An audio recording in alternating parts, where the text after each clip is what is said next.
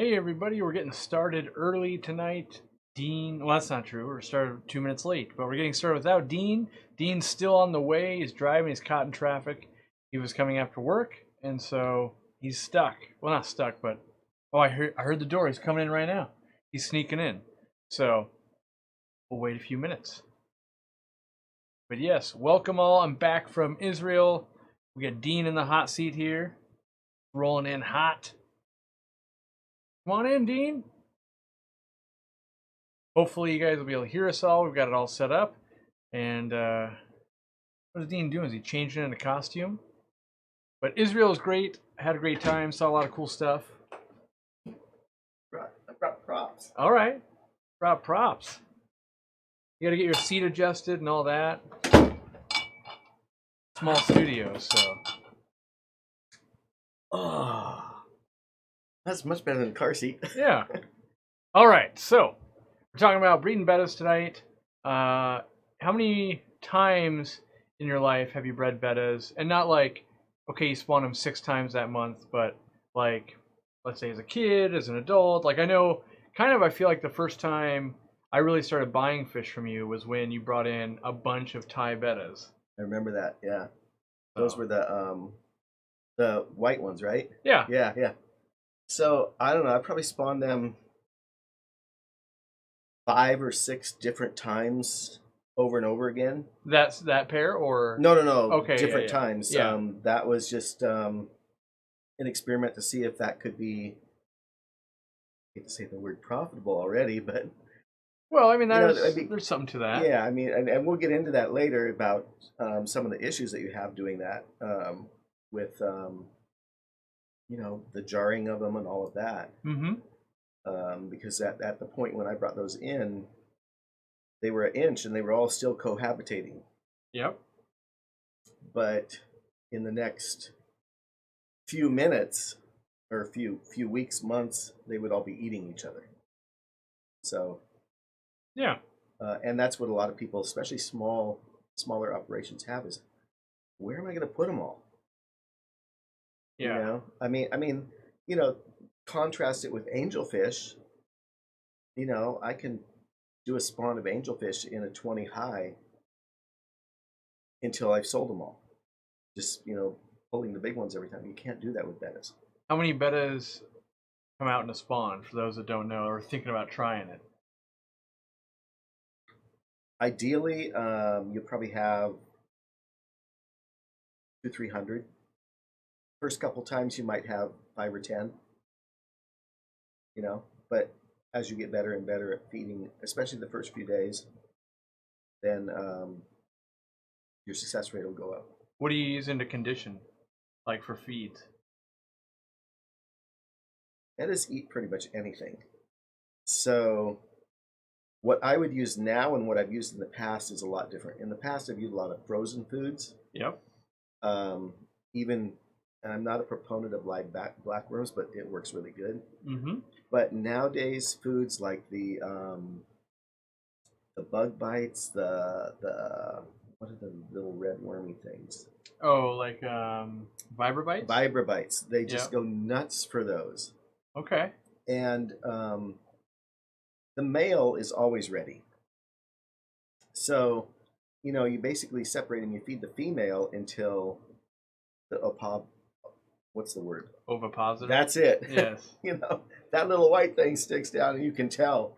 Then she's plump and ready, and will spawn as soon as you put them together with the male that's ready. All right.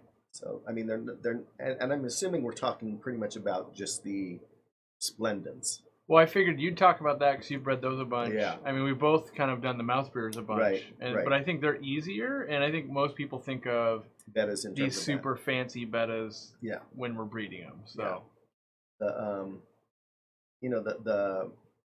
and I kind of consider like the short fin, the black huts. Yeah. Very similar to the splendens. Yes. In terms of breeding. In my opinion, they're all the same. Like, I mean, they're not, but I mean, when it comes to breeding them, you basically have a bubble nester or a mouth brooder. Right. So we're kind of talking about all the bubble nesters, and there's ones we've never done, like Trying to think of some of the. I can only think of the common names now. I know. I mean, there's some. I mean, strawberry, Palafina, Maruga, maybe? Yeah. yeah. There's some that we have not probably Yeah. actually seen, Yeah. except for in pictures. So yeah. So we're pretty much talking about the egg laying ones right now. So Yeah. So you brought props. You want to? I did. You want to talk about what you brought? So a lot of people think in terms of bettas and you know, what do you need to spawn them in? And you can go on YouTube and you can. Whoa, sorry, I want that. Oh, you want this? Yeah, I want that. As he spots Sorry, stuff guys. in my fish room. I want that. Anyway, so if you go on YouTube or go online, you're going to see all different videos about spawning bettas. Mm-hmm. You can do them in a 10-gallon tank. You can do them in a 5-gallon tank. You can do them in a fish bowl. I use a Rubbermaid dish tub. Okay. Now, this tub, and without the phone in it, this tub will hold basically 1.5, 2.5 gallons max. Okay. Never fill it more than 2. Okay. And usually it's between 1.5 and 2, right in that area. All right. I don't know. Can they see that? They can probably see it. Yeah. See it? Oh yeah. I can make it so. No, I got. Some people get weirded out when they watch themselves though. They're like, wait a second. Yeah. So it's right in here. And I only did this for my own reference. Normally I just pour it in with a pitcher, like a beer pitcher. Yep.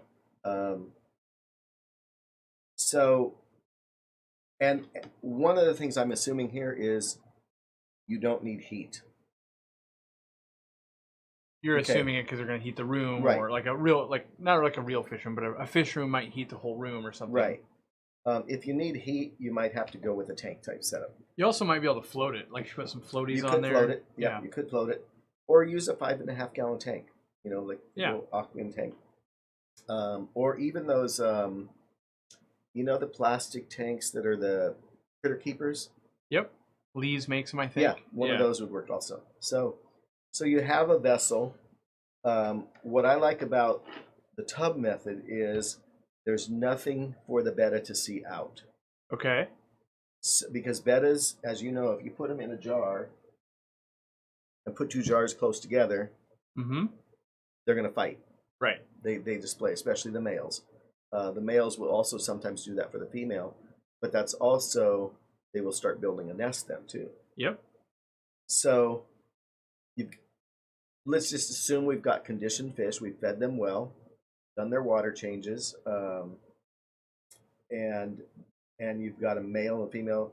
You want to find the male that is starting to build a nest without any other apparatus. Just whatever he's in, whether he's in his jar, in his tank, whatever you're keeping them in.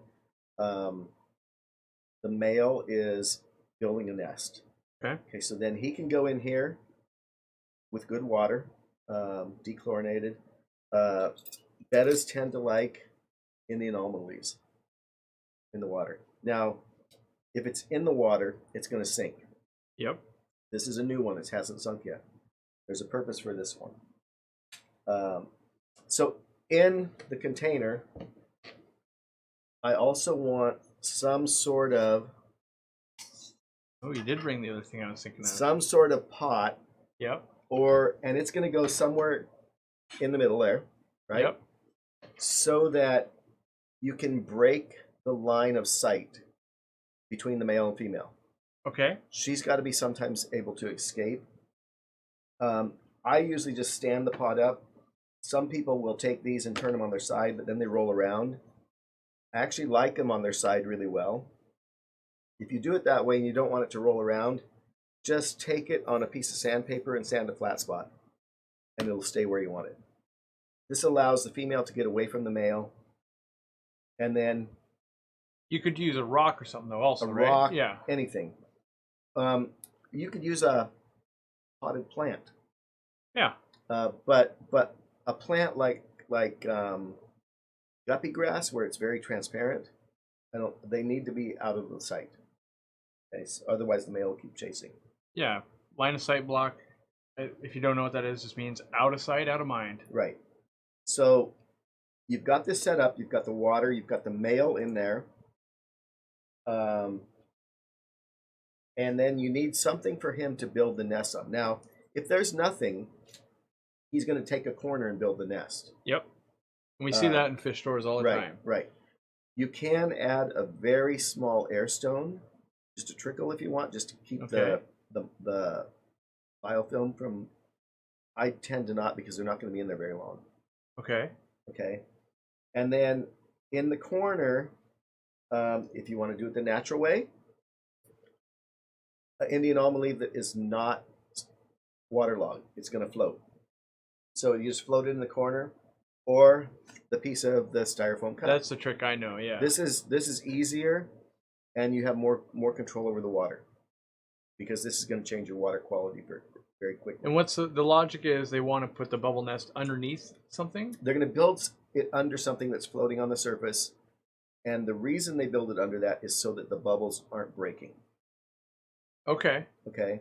Now, they will put bubbles outside of that also. I mean, you've probably seen it where they've completely surrounded it. Oh, yeah. And bubbles underneath. But the surface tension, it won't break if there's a lot of bubbles under there. If there's nothing on the surface, they'll just start in a corner and start building, and the bubble nest won't hold as well. Now, there is some thought to covering this. Yeah. Okay. I don't particularly do that because my room temperature is going to be, it's going to keep this thing at about 75 degrees. I would think we're more worried about them jumping. That's why the water level's down here.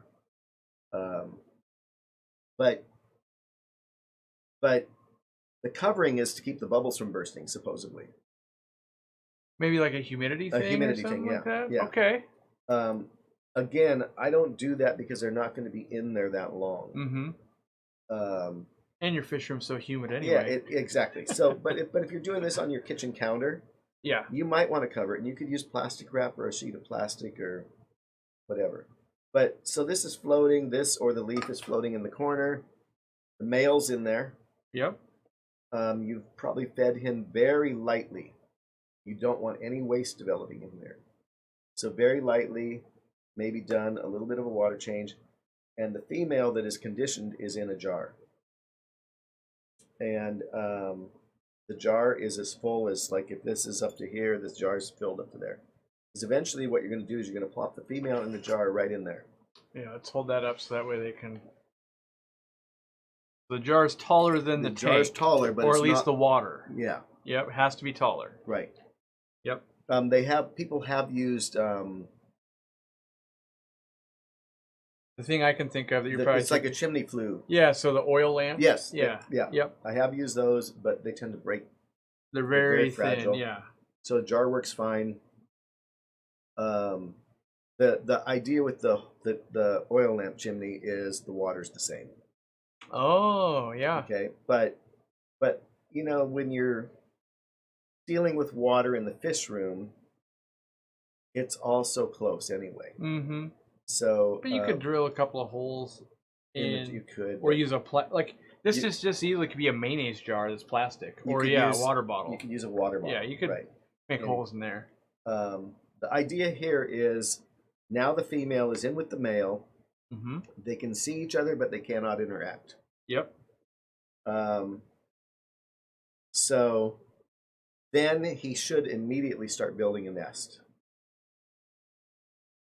The thought process is, if there's not a nest in the morning, you start over with a different female, different male. I see. Or you take her out, wait another day, put him back. You want the process to happen right away. Okay. Because we're not talking about anything filtered here. Right. Okay. So you want that process to happen right away. Generally, he'll build a nest. If he starts building a nest, then you can release the female. Mm-hmm. in with him, take the jar out, um, and hopefully he's building a nest.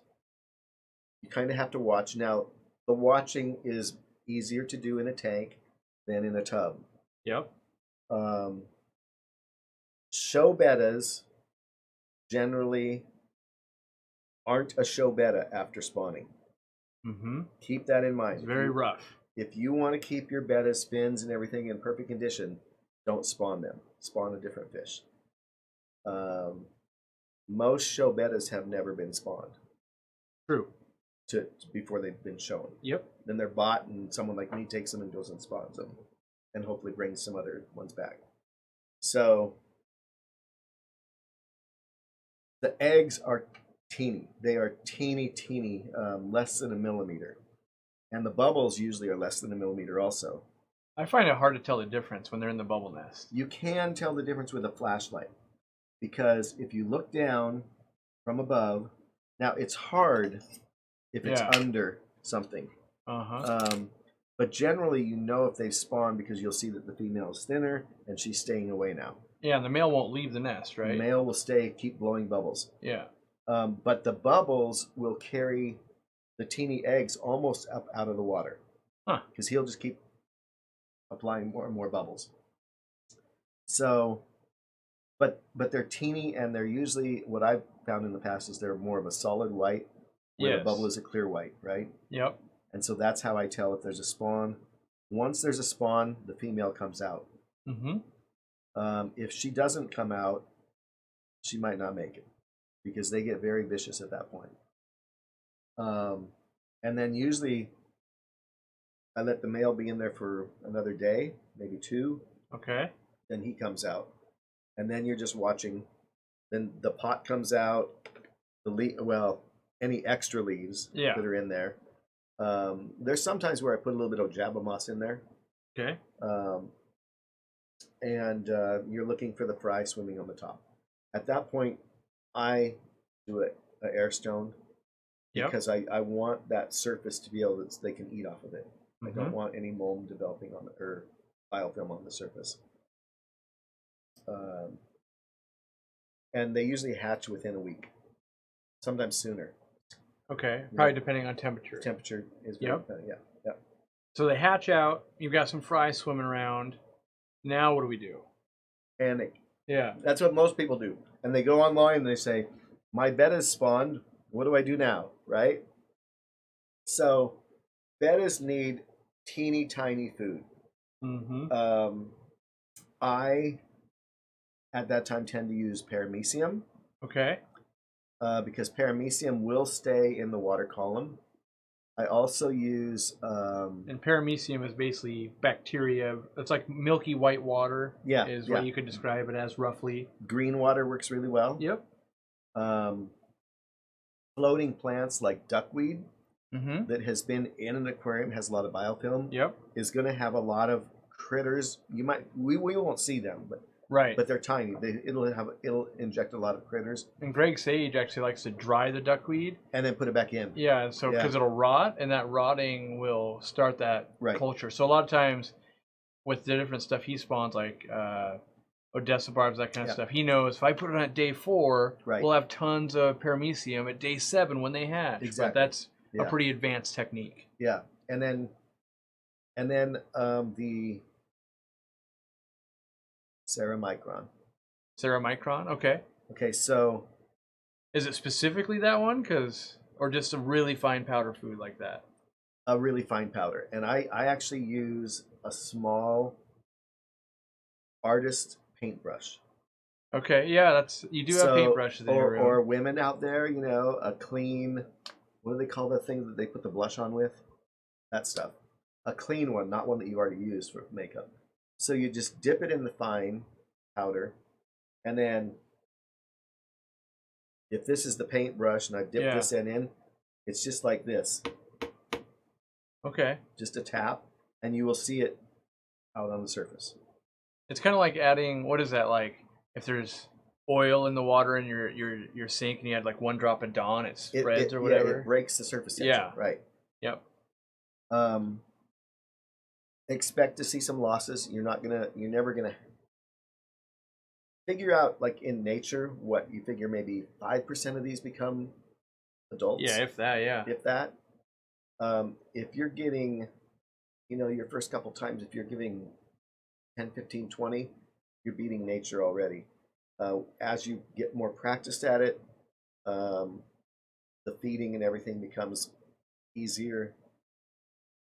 Then you're going to get 100, 200. And Maybe, so one of the maybe tips more. is that's why you use a small basin like this. If you use a 40-gallon aquarium to do this, a lot of them will starve Oh, they will searching for starve. They will food. absolutely starve to death. So a smaller compartment is actually better. And that's actually the whole premise of my fry trays.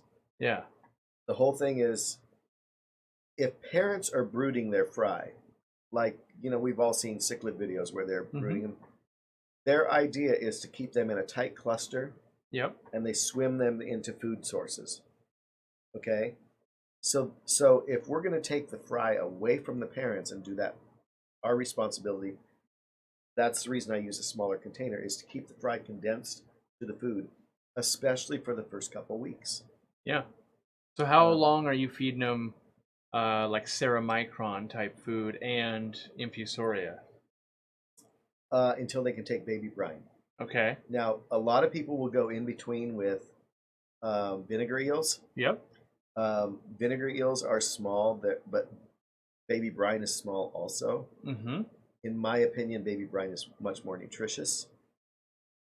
However, a lot of people will find that there's a step in this process where the vinegar eels works for them, and it works for a lot of rainbow breeders also, because the vinegar eels stay up. Okay. Unlike microworms, are going to sink and go to the bottom. Yep. Okay, vinegar eels stay up, and they will swim in the is it called the meniscus? Yeah, like the very top part of the The water. meniscus, right where the water hits. Over here, right where the water hits, it forms that little tiny. They will swim in that, and that's where the fry go for food also. So, don't discount vinegar eels. Vinegar eels are probably the easiest of those foods to stay. I mean, I have a culture that's 5 years old. Yeah, and you can just grab them on Aquabid and Yeah. like I've found cultures I'm like, oh, it's 3 years old, and they're like they're still in there. And I've done nothing. Like you're supposed to actually keep them up, and it's like, oh, Yeah. they'll live through about anything. So all I do to mine is feed them a slice of apple whenever I happen to think about it, every 2 years or so. I'm not even that kind. I forget all the time. So yeah. So then, so the idea here is you're going to have to do some water changes also. You're putting all that food in, and you're going to have to water change slow in the tub like this. Once they're to brine shrimp, they're out of this tub and into a fry tank. How do you transfer them? Are you using a net? Are you siphoning? A baster. It's like a turkey baster. Like a turkey baster. Okay. There's a particular brand that I like. It's not. It's one of those ones that's designed for feeding corals. Oh. Huh. They come in 3 different sizes. The reason I like them is most turkey basters, like you buy in the store, when you suck the stuff up, it's letting a bunch out really quick. Right. And you're having to tip it and all this. And these ones that are designed for feeding. Yeah, I've had them for the black bulb. Yeah, and like they sound for cooking and stuff too, but you have to specifically look for like ones that, a no drip turkey baster or something, whatever that feature is called. Yeah. So I just transfer them with a turkey baster. By then I have done several water changes in here. In here, the water changes are relatively slow, and I always take the water from a tank that's running already. All right. So I'm not taking it from a tap. I'm taking. What's the first like food, the dry food you start offering after baby brine shrimp? Yeah. At that point, they'll take any dry food, really. Okay. Any finely powdered flake. I don't use. I like granules, but they tend to sink. Yep. So it's got to be a floating food at first. They'll get, and they're gonna have different spurts of growth. Yep. So at first, it's gonna be like these things are never going to grow, right? And then all of a sudden, they'll go from a hair, like a little tiny thing, to 1/4 inch, and like, oh yes, and then they'll stop again. Right. And you're gonna go like, oh man, these are never gonna grow again. The big growth comes when they get on the baby brine, right? Yes. Yeah. Yeah. And you know, that's why, I mean, we've talked about this before, but every really successful breeder is always hatching baby brine. Yes. Um, and you know, I mean, I have it hatching every day in my room. So in Israel, I saw some facilities. I haven't told you yet that there's multiple greenhouses, and in just one of the greenhouses, they hatch 7 pounds of brine shrimp eggs a day. That's amazing. Yeah, I was That's shocked that the containers in the system they Right. have. I think there's some things we can learn about brine shrimp culturing because Yeah, there's a 7 lot of pounds. money. That's 7 of those cans Containers a day. every day. Yeah, I used to use one of those a month at my peak, Yeah, and that's a lot. that is a lot. I mean, 7. I mean, you're talking about this is full of baby brine shrimp, and that's it. So they had it was kind of cool. They had a Rubbermaid thing on wheels. They drain it into that, and then they grab pitchers, Yep. and they just walk around pouring Pouring in it. these 2,000 or 3,000 gallon vats up and down the rows. Amazing. And I got it on video because I turned around and I was like, "Is that brine shrimp?" My mind was blown when I realized what they were doing. The scale of it was Right. pretty insane. But By the way, I just saw something over there, that little green thing. yeah, this thing. Okay, so this would actually be really cool or work really good for something like this if you're going to do it, say, on your kitchen counter. Yeah. Because you only need a tiny trickle of air. That's going to give you more than a tiny trickle. In fact, you're going to have a valve to Dial it down a little bit. dial it down. Yeah. But I've used that for when we moved the giraffe cat. Yeah. It just makes it super easy because it's so compact. Yeah. You're not having to take a big air pump. Mm-hmm. So I've got more. So we're raising up the fry at this point. What did we do for aftercare of the parents? Like, do you have anything you do for a beat up female or anything like that? I usually I don't use jars, but I'm using that as an analogy. Yeah. You put them back in their tanks, their jars, whatever it is. Jars, in both of our opinion, it's too small. Yep. I think the container should be no smaller than a gallon. Yep. And 2 to 5 would even be And better. you can buy, or you can get some from like Costco, like the nut jars. I've Right. got one out there actually. Right. That, Yeah, the nut jars I'll work grab really it because well. I think it's a good example. Yeah. Just to show it off. I want this thing. Tell Corey. But something like this is like the minimum. Yeah. And this isn't even quite a gallon, but this is like the bare minimum. The surface area obviously is a lot bigger. Right. But in a pinch, if you're going to be a betta breeder, start eating a lot of mixed nuts from Costco because each thing you eat is another container. Right.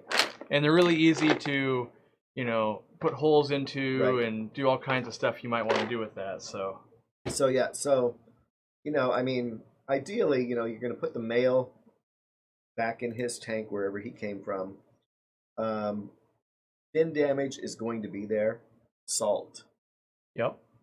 Not a lot, I mean, a tablespoon. And normal aquarium salt, not normal Epsom aquarium salt or anything right. like that. Yeah. Right. So salt really helps them get, kind of. I think it's more than just the healing. I think the electrolytes help. But it does help the skin, the nicks and bruises that they've given each other.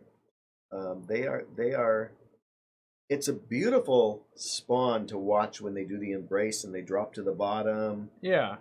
They kind of keep wrapping each other. Right. Yeah.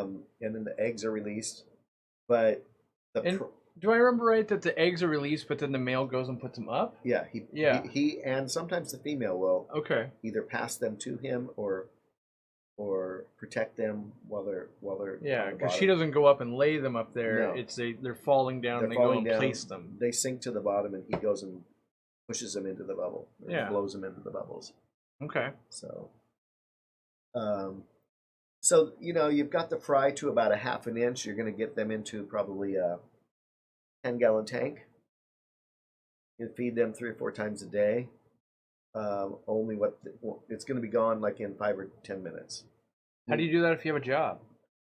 You get up really early, and then as soon as you get home, you give them another feeding, and then you. Sometimes it doesn't work, you know. Maybe a couple times at night, something like that. Uh, it can become a long day. I'm not opposed to the O-nip tabs when they're about 3/4 inch, Okay. because then you can give them the baby brine shrimp first thing in the morning, and stick one on the side, Yeah. up near the top, right before you leave for work, something like that. But that is when they've gotten into a tank that has a filtration system. Right. Um, so yeah. All right. Let's see. We got some questions rolling in. Super asks, can kuhli loaches and a betta live in a 10-gallon? Yes. So Dean says yes, and they say, your videos essentially said yes, but the internet says 20 gallons minimum. Well, how many kuhli loaches and how many bettas? Yeah. You know, I mean, if you have a couple kuhli loaches and one betta, because if you put two, they're going to fight, you're fine. For me, I try to, so they're new to the hobby, and I would say we got to use some logic here. And a 10-gallon is going to be 10 inches front to back and 20 inches long. Right. A 20-gallon will be 12 inches, so we get 2 more inches, but then we also get 4 inches longer. Right. And that is some more swimming space. But if we're talking like 3 kuhli loaches, half the time they will all jam themselves into a tiny hole anyway. Right. So they're not a fish that's necessarily like traveling the world all the time. Right. Which you wouldn't know that because you're new to the hobby. But, you know, I think for the most part, internet help errs on the side of caution. So, you know, well, if someone's new, we don't want them to kill it. So if we double up the tank size, they'll have twice as much filtration. Right. They're more likely to be successful.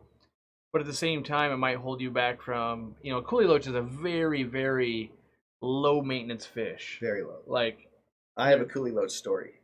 oh yeah? Yeah, you want to talk about low maintenance?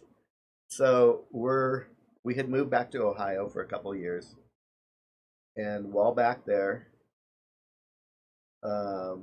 we got You talk. I'm gonna fix this camera. we had this 15-gallon hex tank which I had built, and while we were back there, we got goldfish and a couple other fish put in it. My daughter was just 2.5 at that time, and then we got rid of them. We moved back here, reset the tank up, got a kuhli loach. Yep. A kuhli loach, some guppies. And how big was this tank? This is a 15-gallon 15. hex. The internet says you can't do that. You've seen the tank. It's that oak one, Yes. right? That you built, right? Yeah. So, and I had built this tank. It's been 28 years since I built it. Mm-hmm. Silicone the glass myself. So, at about 29.5 years. Oh no, that's not how it worked. Then we had that year where we had no power for 14 days. So I'm looking in the tank, all the fish are dead. I'm kind of depressed about that. I unplug everything, the lights, the heater, the filter, and don't do anything. I don't take the dead fish out. Shame on me. And it's literally sitting like that for 14 months. At that point, the silicone's about 30 years old. Silicone has a life of about 30 years, supposedly. And the tank started getting a little tiny leak. So, and this is one of the times where I was almost getting out of the hobby. Sure. Right? I was You had kids. working my butt off, kid, you know. So I noticed this little tiny leak on a Saturday morning. I'm like, okay, I'm just going to drain it, you know. I drain it down, and I find a kuhli loach in the tank. He'd been in there for 14 months, no heat, no light, no filter, no food. And he was doing fine. So I'm going to go flush him down the toilet. Sorry, internet. And my daughter, she said, Dad, we have to go to the store and get a new tank. And that was where the next generation of the fish room came from. All from the kuhli loach. All from the kuhli loach. Yeah. Someone said, yeah, kuhli loaches need to be in 6 or more? A group, Yeah. you know, they're like worms. You know, they love to be together in a group. I mean, go to a store. They're always like in a great big huddled mass. Um, I think they're a really cool fish. They're Yeah. very social, I think, though. When you get to see them. Yeah, when exactly.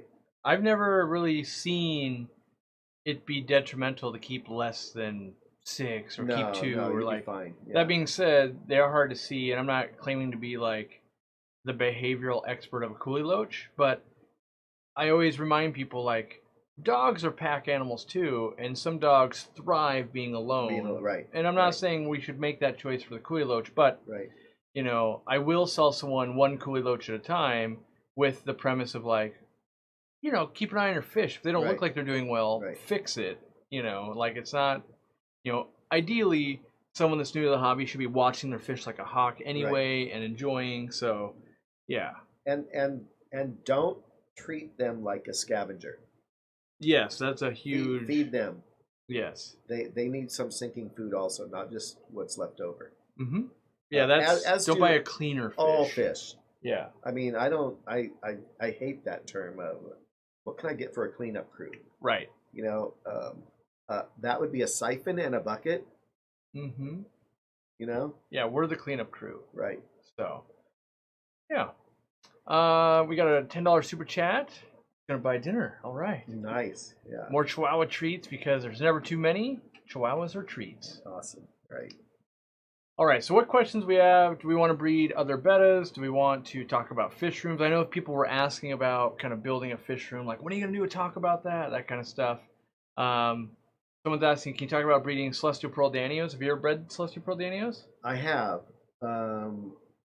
I did them in a colony type situation. Yep. With lots and lots of Java moss. Mm-hmm. They scatter eggs constantly. Yep.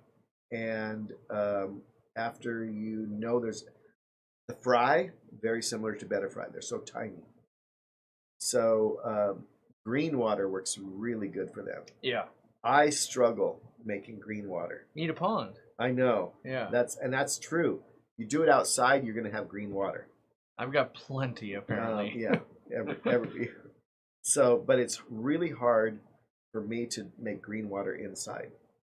But outside, you're right. It works really. Even good. when I bring it inside, I can keep it going until I need it. Every time I spawn something that relies on green water, I lose it within a couple of weeks. And I think it's because I actually pull some of the culture out, and that ends up crashing it because I'm actually trying to use it. Right. So, of course, that's yeah. You know, it's like, so. So if you want to have a bunch of them, mm-hmm. you're going to have to at some point get the parents out. Yes. Because they will eat their fry.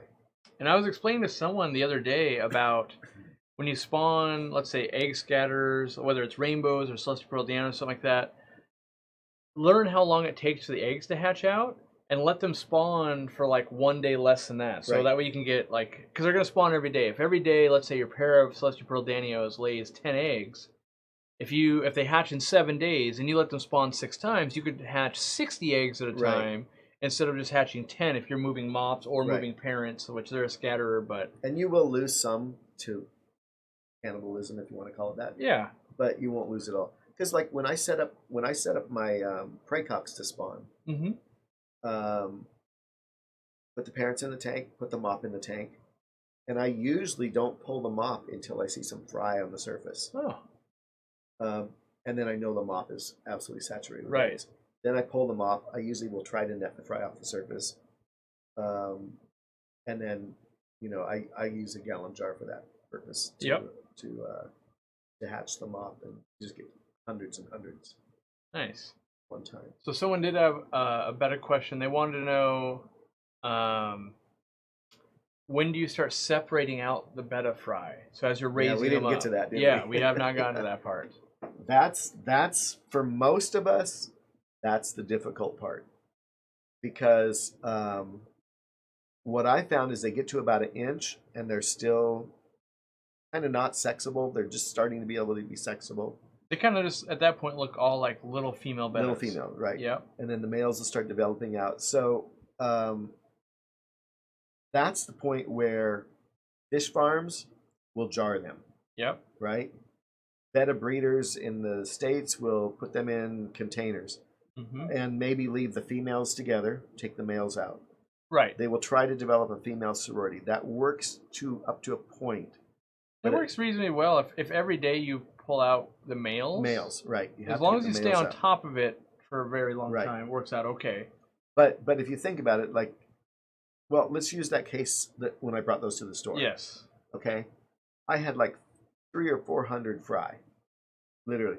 And I'm like, there ain't enough jar space in my house for all the males that are going to come out of there. Yeah. Right. And I'm like, this isn't going to work, you know? So I think I remember calling you up and saying, well, what about if you sold baby bettas at $1 each? Yeah. And you did. You sold them for almost two or 3 months. I think we sold them for like $2.99. $3 $2.99. each, and I gave you $1 a piece. Yep. And the agreement was like, I'll sell as many as possible, Right. but I have no idea because I'd never seen that done before. Exactly. It was something we just and tried. we did move like a couple. I think you brought them to me and someone else because I moved like a couple hundred of them. It got hard towards the end. No, they all went to you. Okay, it did get hard towards the end because it was like because by then everybody had that variety. And people were buying like, oh, give me 5, you know. So like people were taking lots home because they wanted to try and get the good lineage and all that. But right. It definitely, at the beginning, it was like, wow, this is going great. But then, you know, you sell through the first 100, and it's like, okay, now it's getting a little more, you know. And what I didn't realize, being the store owner, this was the part that was not great, is because they're bettas, everyone still wanted to pick each one. And there's hundreds in there, and I was like, oh, no, this is a nightmare. Yeah, I remember that. And they'd be like, I want males and females and all this. They're like, I can't guarantee that. And I don't know, did you have employees at that time? I don't know. I did. At the time, it would have been Lamont, I think. Lamont, maybe. Yeah. So, but it did work out well, and so like for a profitability thing, you know, so if one spawn, let's say, got you probably $200, maybe more, you know, $200, like that's worth some time. I mean, obviously you had to put food in, you had to buy some equipment, but after you buy that equipment once, you have it. But the market at that point was super saturated with baby bettas. Yeah, with the white ones, the Thai bettas, and so you had to spawn a different pair. Right. And even then, like if we spent 2 months, whatever, selling everyone baby bettas, they're not exactly in the market for it again in 3 months. 3 months, exactly. Yeah. So it's kind of a get in, then get out for a while, then get back in, and you know. For me that was it was an experiment. Sure.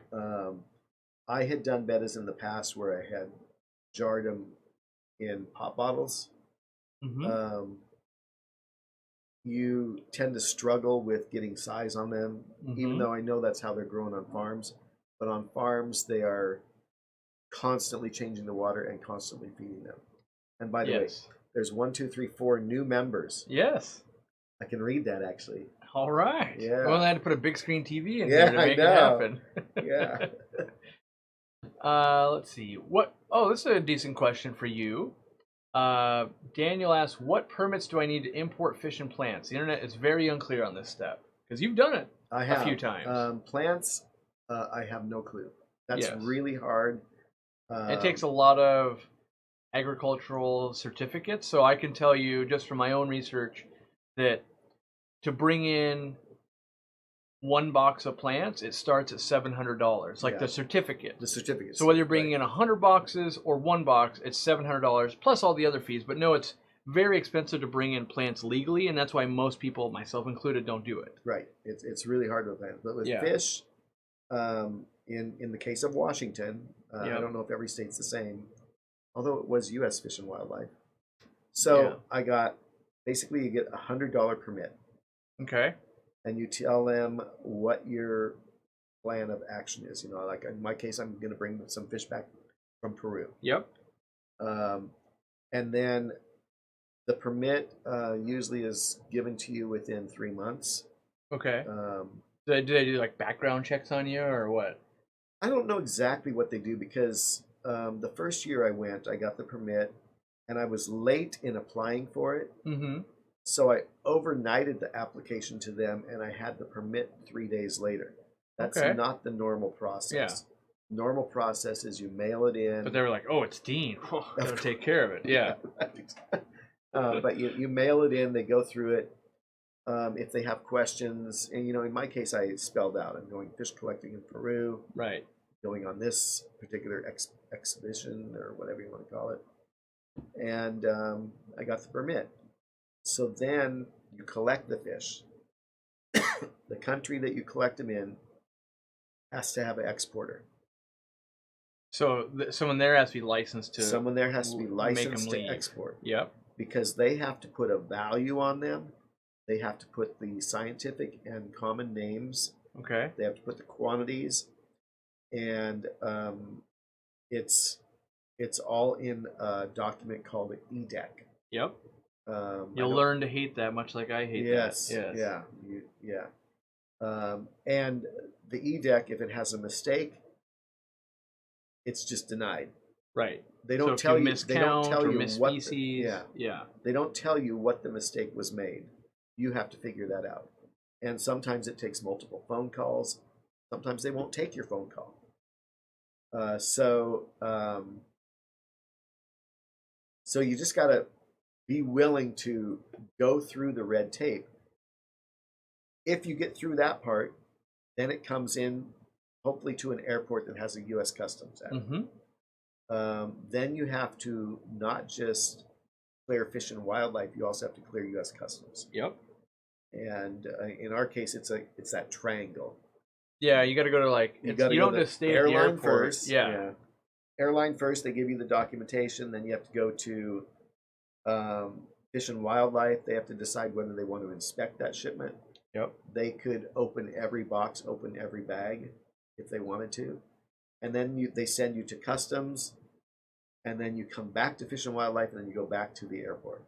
Usually we're doing a lot of racing around because somehow they always land and right Customs is closing an hour and a half from now. But the whole process, it takes several hours. Yeah. Yeah. Just because there's a line everywhere you go, and the guy in front of you is importing 2,000 pieces of pottery from wherever, and you're just and then you get to the person, and they're like, I'm importing fish, and then the customs are like, hold on, let me figure that out. Right. And I'm like, can we just have lunch? Yeah. So yeah, it's not impossible. It's just a lot of. You just have to be prepared for the red tape and be flexible.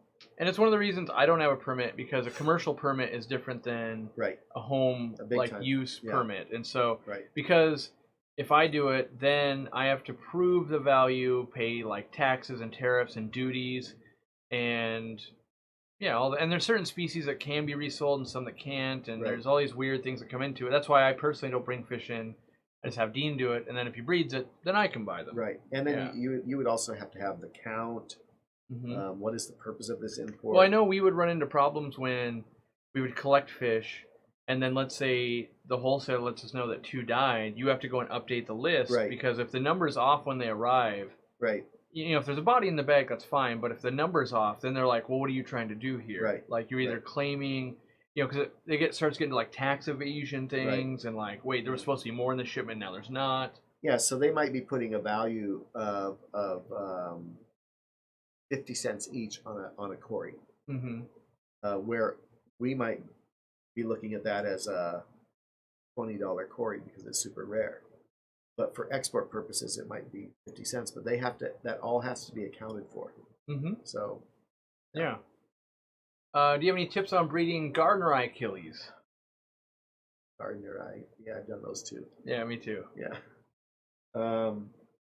Just put 2 together and you'll have eggs. Yeah, pretty much. And I say that, but it's not always the case.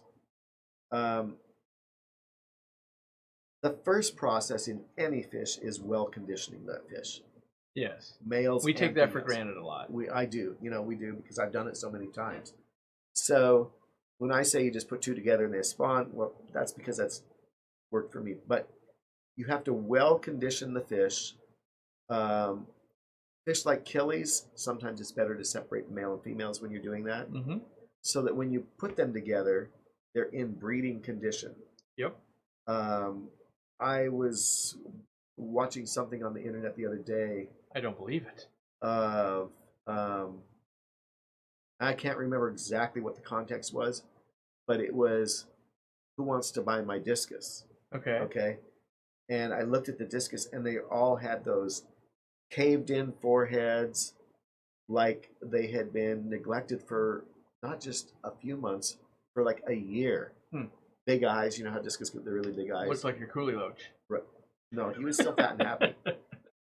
But so when you're going to spawn any fish, they got to be well conditioned first. That's the key. And of breeding size and age. Yep. Okay. So then I did the killies in shoeboxes, plastic shoeboxes. Sterilite, you can get 5 for $5 at most big box stores. Just make sure they don't jump out. Put a lid on them. That's what those lids on those boxes are for. It's not just to hold the shoes in. It's to hold the fish in too. Mm-hmm. Killies will jump. And they also will sometimes jump when you lift the lid to for feed, sure. You Yeah. know? Or when you're netting it out for a customer, they'll do that as well. Zing! Big time, yeah. Yeah, you don't want that one. We're going to put that guy back in. Right. So... the males have all the color. Males have all the color. Yeah. Mop spawn them. Pull the mop, hatch it in a jar or another. You can colony breed if you have like just a parent 20 gallon with a ton of plants. You could, yes. You will raise some, not nearly in the Not same nearly as capacity. much. Right. Yeah. But they are one of the ones that can kind of colony breed. Right. Yeah. But I would put the mop into a new shoebox. You don't need filters or airs with killie. Filters yeah, you don't have to, yeah. But I also say once you get a bunch hatched, you want to move them to a tank that has a filter for feeding purposes. Well, like it's once you really start putting food to a tank, you're mostly actually giving air to the bacteria that's breaking stuff down. I mean, the fish, yes, they need air as well, but a lot of times people don't realize it's actually the bacteria we're really struggling to keep alive and doing well because it just kind of starts stacking. We also tend to way overfeed fry. Yeah. Because we want them to grow. Mm-hmm. So. You keep live plants in your betta jars? Oh, I wish. Yeah, that's one thing I'm impressed about. Dean can spawn anything under the sun, but struggles to keep like Anubias and Java ferns alive. Right. And I'm always shocked, but you know, I think part of that is because and you know, this is a decision that I have made. I mean, I love to have live plants in the tank. Mm-hmm. I'm always spending money on them. You do, yeah. I spend a lot of money. I probably spend more money on live plants than on fish food. That's And you know, most of them don't make it. Some of them do, but my rate of water changes strips the nutrients out of the water, so that there's almost never enough nutrients. Now you contrast that with Lucas. Yeah, Lucas Brett's, yeah. Right? Yep. LR Brett's online. Candy can put that up there. He's not using filters. He's using plants and biofilm and everything and he's spawning fish like crazy too. That could never work for me. It would not work. And part of the reason is I'm spawning for the numbers than just to spawn that fish. Sure. Right? So because my goal is to have enough to sell to the local fish stores. So that's a topic I actually want to talk about. So so I've talked about this in the past, but so a couple of things. People get angry that we won't buy from them sometimes. Let's say if they're not local to us, sometimes they say their stores won't buy from them. I mean, obviously the internet loves you as a person, so that, let me start by, you're a charismatic person. You tend to get along with people. Right too. But how do you make it so that stores will buy from you when everyone else is saying stores won't buy from me? They'll only give me credit, or they'll only do that, or you've been doing it for a long time. How do you start? Because like we didn't know each other, right? So you had to build that. No. Well, we knew each other as acquaintances in the club. Yes. But not as a owner and a breeder. Right. Right. You were just a fancy guy that was living in France and Italy and that kind of stuff. Right. And we're Right. reading crystal shrimp. Yeah. Right. So I think the main thing is you have to develop the relationship, and you have to don't walk into the store with a bag of fish and say, I want to sell these to you, when they're got 50 customers lined up that want to buy stuff. Go in when it's a slow time, have a conversation. If I breed these, are you interested? And a lot of times there are certain fish or shrimp or whatever that are harder for a store to acquire than others. Or maybe they can acquire them, but they, like in the case of the rams, they crash. Right. Right? And most of that is because they could be going from a fish farm to a wholesale facility to your store in the same week, literally. So they've gone, through 5 major water changes, and they've gone from living in 86-degree water to 78-degree water. I mean, that would be taking us from the Sahara Desert to it's like going to Israel and back. Yeah, like that, right?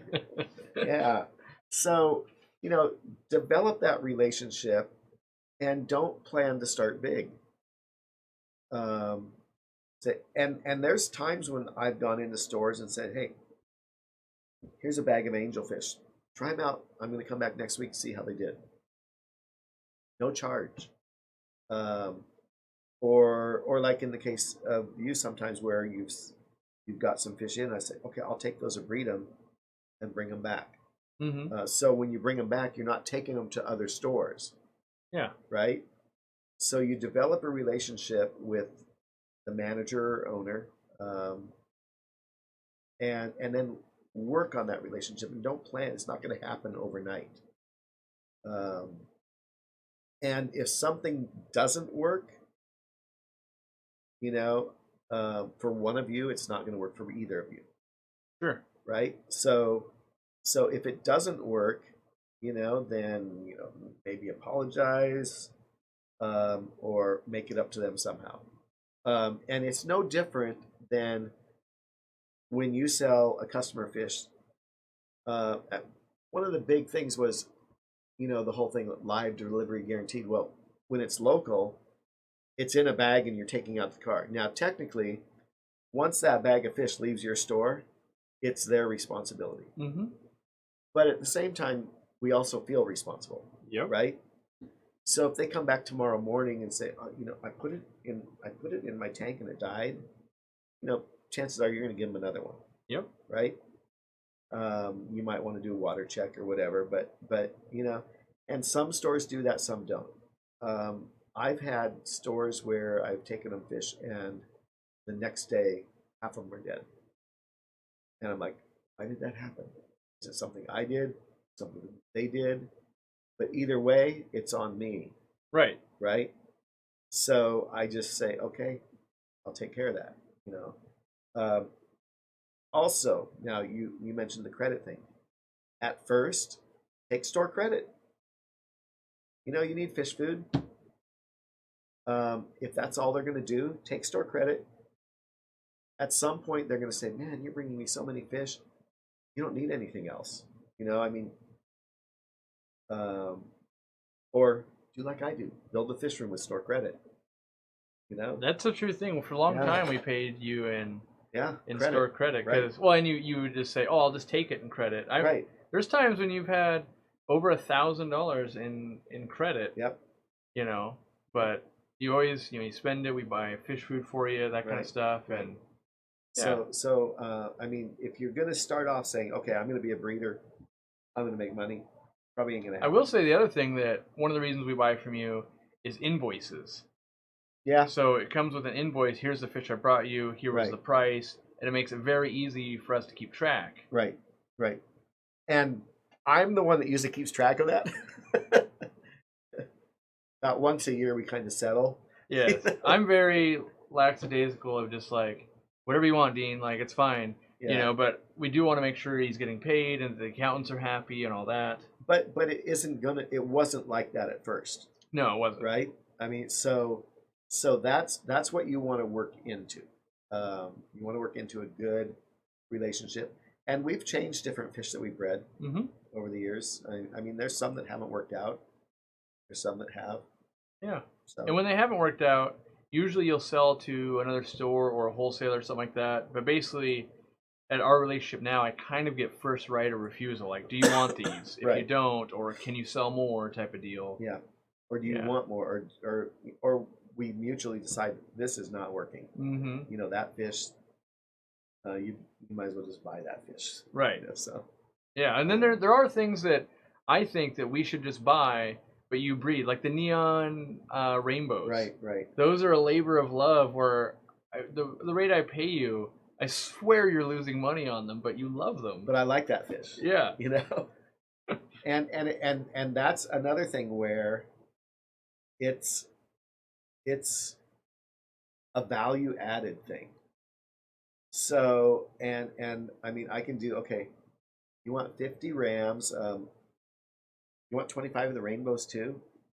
Because it's a value added. It's something else I have. Yeah. It would be the same as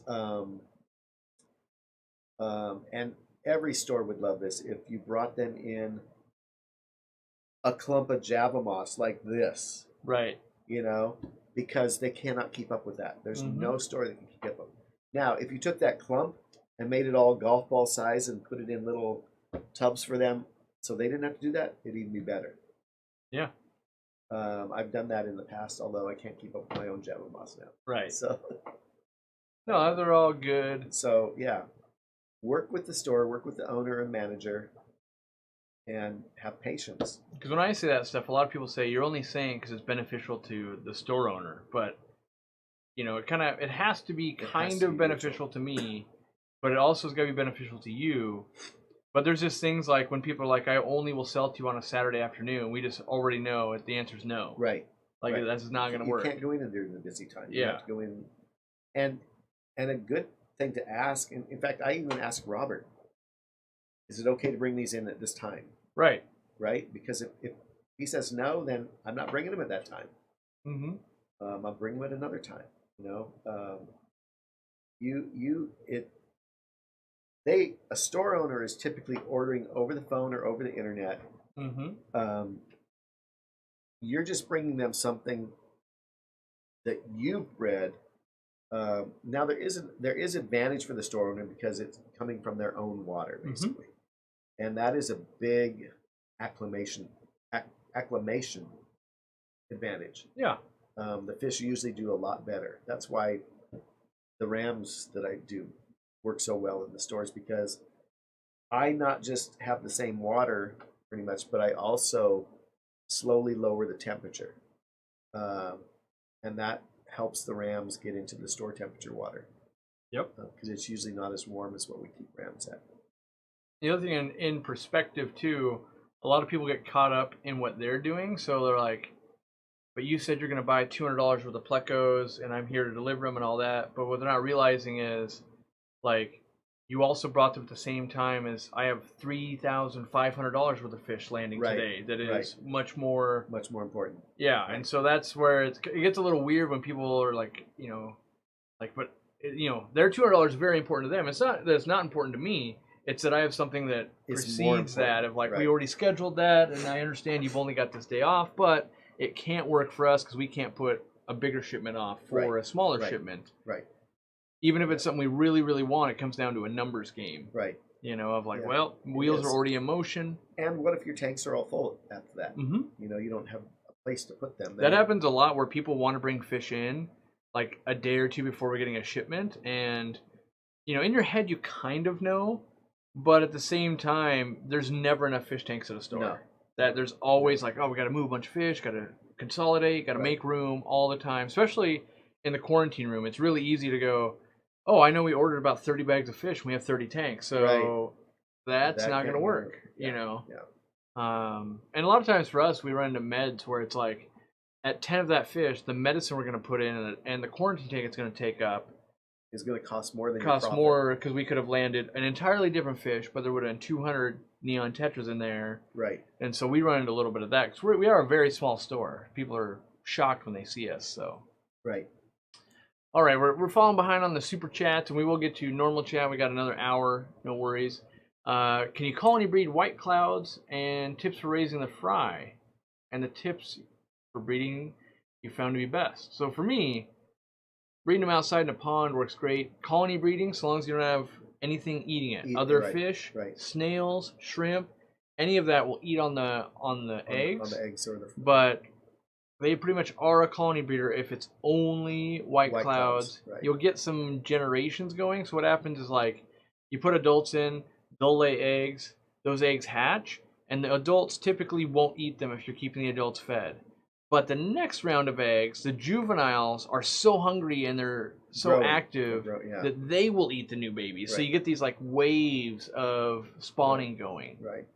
Yeah. So, but as far as temperature goes, I mean, I've had ice on them outside. They weren't breeding at that temperature. And I've also had them up around 80. Much around above that, they started getting pretty unhappy. Right. But 60, I would say like 60 degrees to 75 is really like good. The zone that's for really breeding. Good. And that's a huge zone for a lot of the year at a lot of places.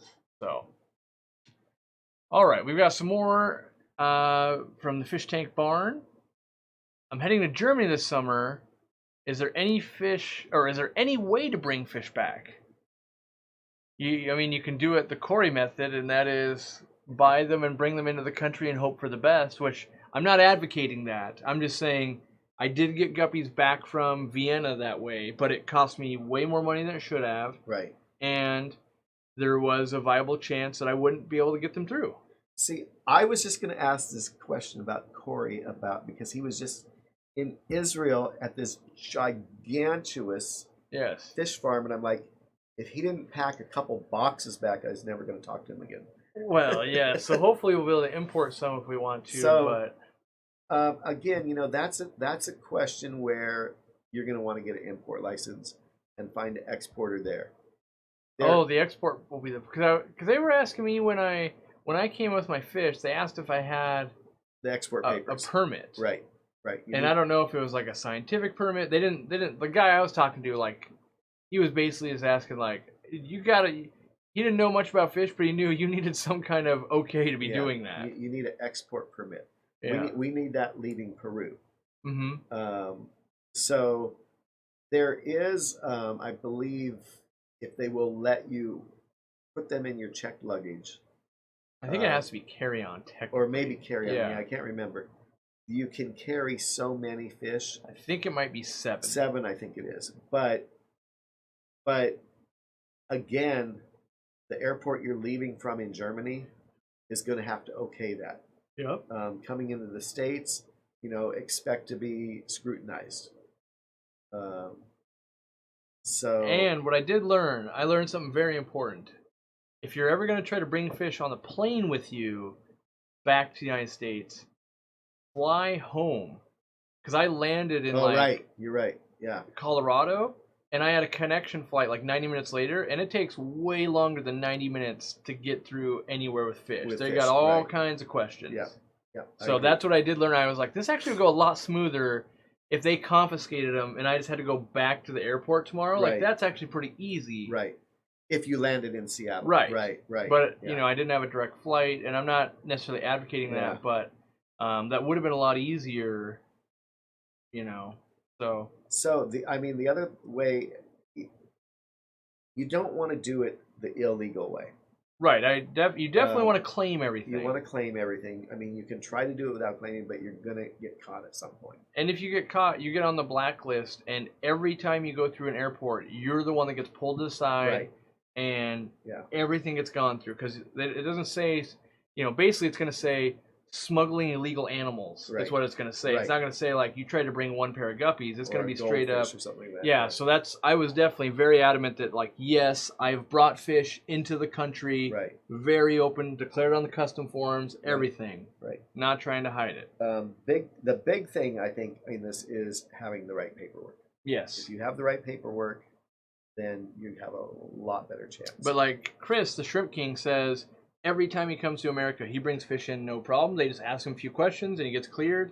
And so that's what gave me the confidence. It wasn't like, ooh, let me see if I can sneak this in. He's like, I've done it 20 plus times at this point, and he does always bring stuff. So I was like, I really don't think that's the way it works, but he literally does it every time he comes, and so I'm like, all right, I guess I've just got to try it. It works for him, and it did not work for me. Yeah. So take that. I mean, even when I went across the border with a pair of rams from Canada to the States, it's like I was scrutinized for 3 hours for $30.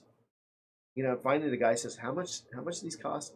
I said 17 Canadian each. He says, so this is all about $30? Yeah. I'm like, yeah. And when we finally got to the Fish and Wildlife, I was literally cleared like in less than 5 minutes, but it took 3 hours to get to that point. Yeah. So you just have to be careful. And to everyone watching, I apologize for the yawning. I'm still on Israel time. It's a much different time zone for me, so I've been having trouble sleeping, and I'm kind of a zombie at this point. So Sherry's got a question.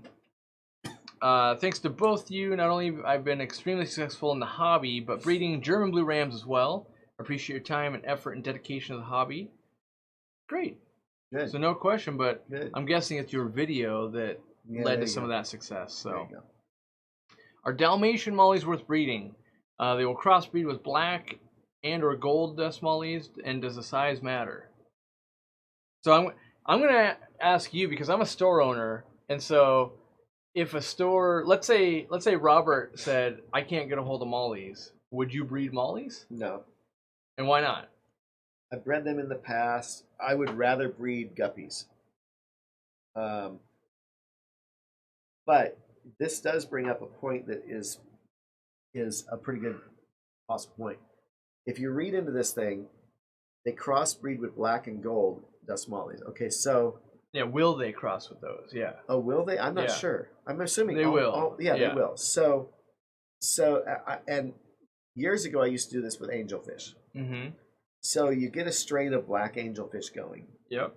And you've got a strain of marble angelfish going. Now, if you cross a black and a marble, you get 4 or 5 different types that you can sell to the store. You could do the same thing with mollies. Yep. Where you end up with 4 or 5 different varieties that you can sell. As long as you raise enough, so it's not a mixed bag you arrive with. It's like, here's 25 black ones, here's 25 gold ones, here's 25. Separate, right. Yeah. So from a small fish room perspective, that gives you more fish to offer in less space. Does the size matter? Of course. Stores don't want little tiny fry. I'm a proponent of, I would love to see more stores bring in, I want to say, adolescent fish, half grown. Okay. Because I think it's a really good experience for customers to grow those fish from that size to an adult. I agree. I just wish more people would, like, from my standpoint, if we bring in smaller fish, they feel like, because for the most part, for me, a fish that's half grown or like a typical selling size is basically the same price. It's the same price. It's really close on a wholesale list. Right. But to the customer's eyes, they feel like if it's half the size, it should be half the price. Right. No, I know exactly what you're saying. And as a breeder, you probably know, like, well, to get from this to this is a lot of money in food. Yeah. Yeah. Yeah. But I really think if you're in the hobby, buying those half-inch neons and getting them to full size is a credit to your learning experience, and it's going to make you a better hobbyist. Yeah. So. All right, this question, I'll see if you know this person. Do you have an opinion on Paul Cafaro? Do you know that YouTube channel? I think I've seen one of his videos. All right. I don't want to offer an opinion. Well, I'll offer my opinion then, because I get asked this a lot. I view it as more entertainment. So, I would say, and I don't watch any of these shows, so if it's a bad comparison, then realize I don't really watch TV, but what is it, like Fish Tank Kings and that kind of stuff, where they, like, it is about fish, right? But it's, like, so scripted right, that it's not real, and they're glossing over a lot of things, and in general, they're doing things that are not good for the hobby. That's what I feel about, in my opinion, Catch 'em all fishing, Paul Cafaro. Like, they're providing a service, and that is entertainment. Entertainment, right. And yeah. I actually don't believe if I was to sit down and have a conversation, they were like, no, I believe this is the best way to keep the fish. They would, I would think they'd be like, well, we're doing it, you know, on camera it's this way, but then off camera it's this way Right. because the audience wants this. Right. I believe, but I've never had a conversation with any of them, but I believe that's the way it would be going. And I realize there's all the clamor of, but it's bad for the hobby and all that kind of stuff. And the same clamor happens for a lot of hobbies and a lot of things. And, you know, obviously there's a market for it because they're much, much bigger channels than I am. This is, you know, I'm not saying that, you know, they're better or worse. Like, everyone's got different skill levels, but there is clearly markets of millions of people that enjoy that content. So, right. The Hollywood, so yeah. to speak. Yeah. And so my opinion is, my official opinion would be, I view them as entertainment, where I view my channel as education. Now, there are entertainment value portion to that, but I've made a choice long ago. I can be educational or entertainment, and yeah, I would go towards entertainment. Yeah, exactly. Yeah. And I realize that I have to entertain so that I can educate. Like, that has to go hand in hand because it's way too boring, really hard to educate. Right.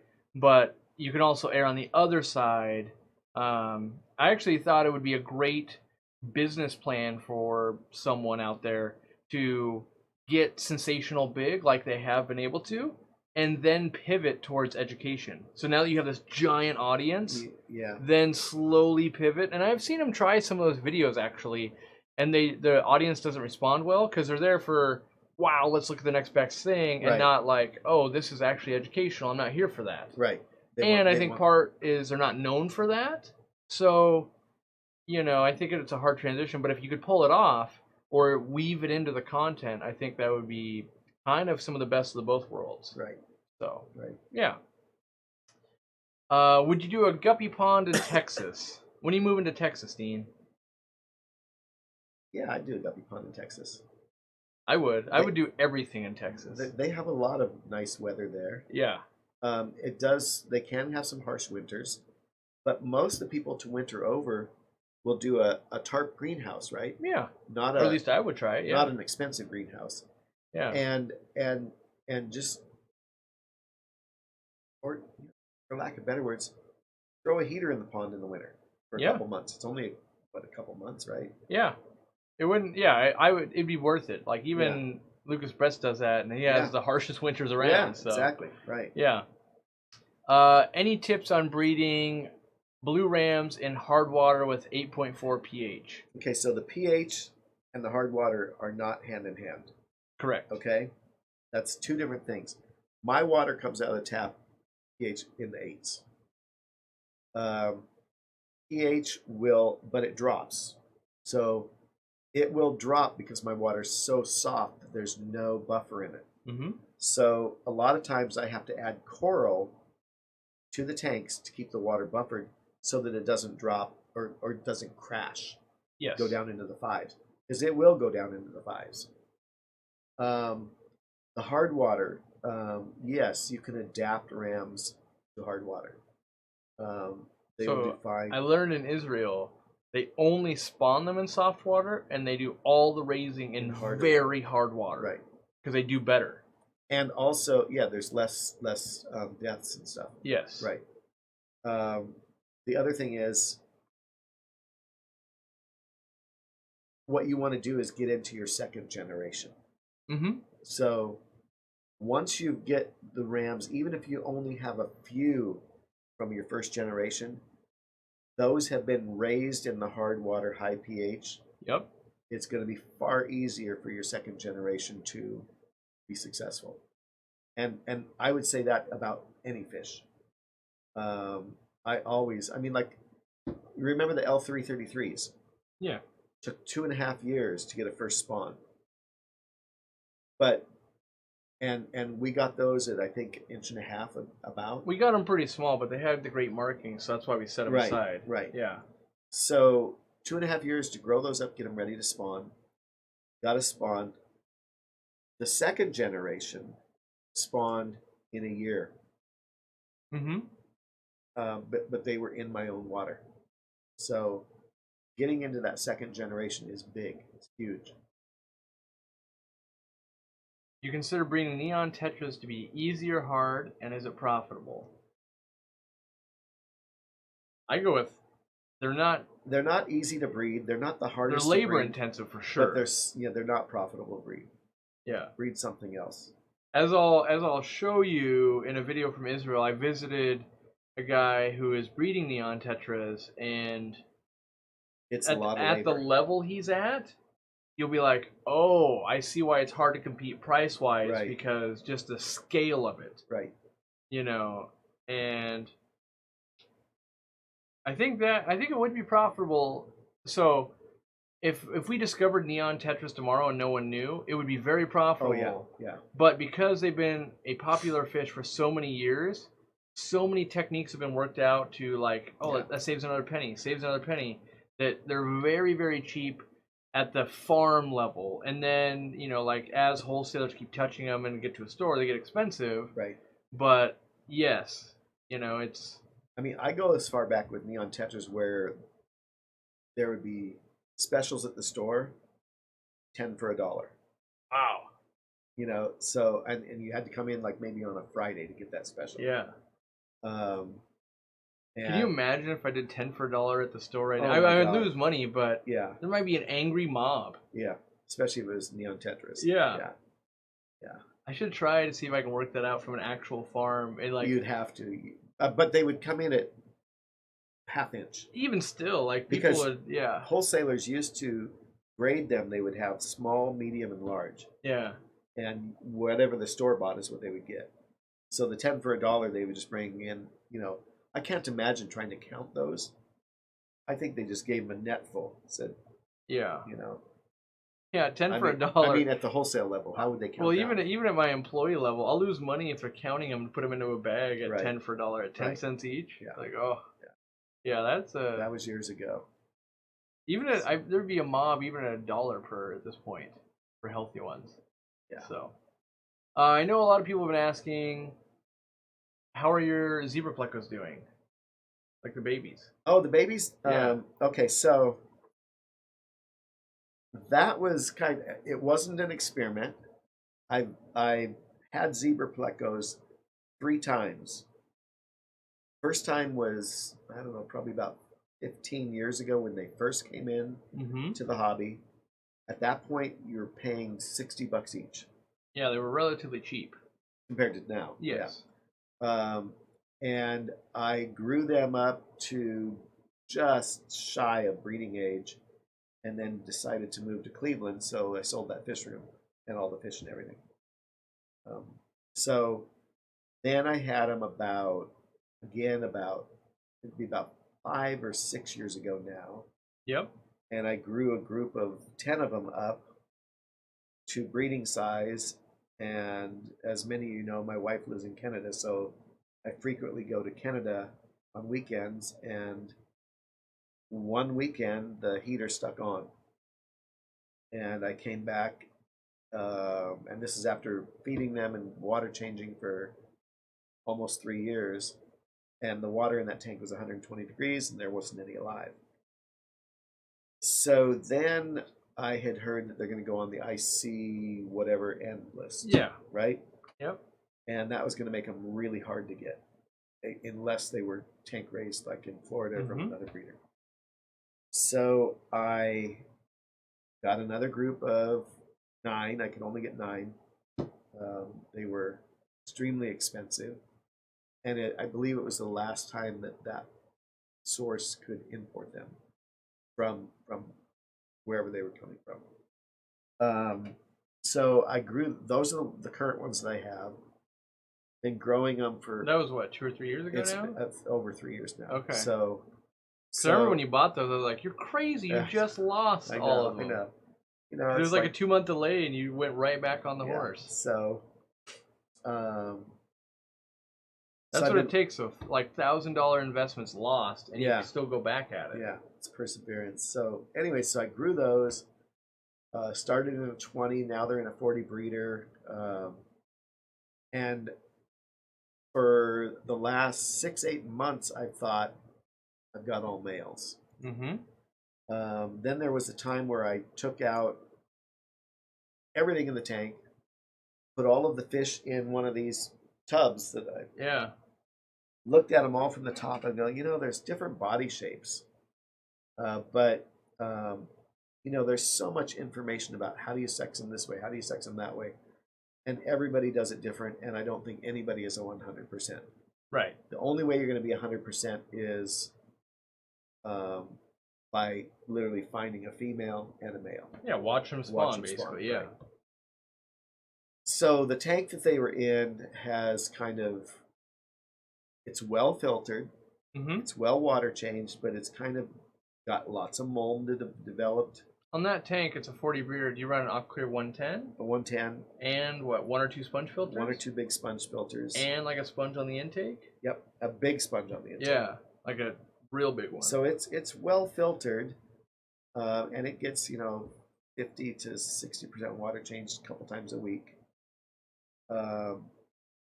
Feed them everything, but the front of the tank had pretty much become algae. I remember that. Right? Because it was AGA weekend. Right. And I was like, Dean, I've never seen algae. Yeah. So yeah. And that was actually the weekend that I discovered the fry. Mm-hmm. So I hadn't really been paying attention to them. I had only seen one time in the last 3 years that there was ever 2 in the same cave. And all of a sudden I looked in there one day and there's one fry, and so then I thought, okay, I got to clean the front glass and see what's actually in there. And then there was 2 fry, 3, there was 4. Nice.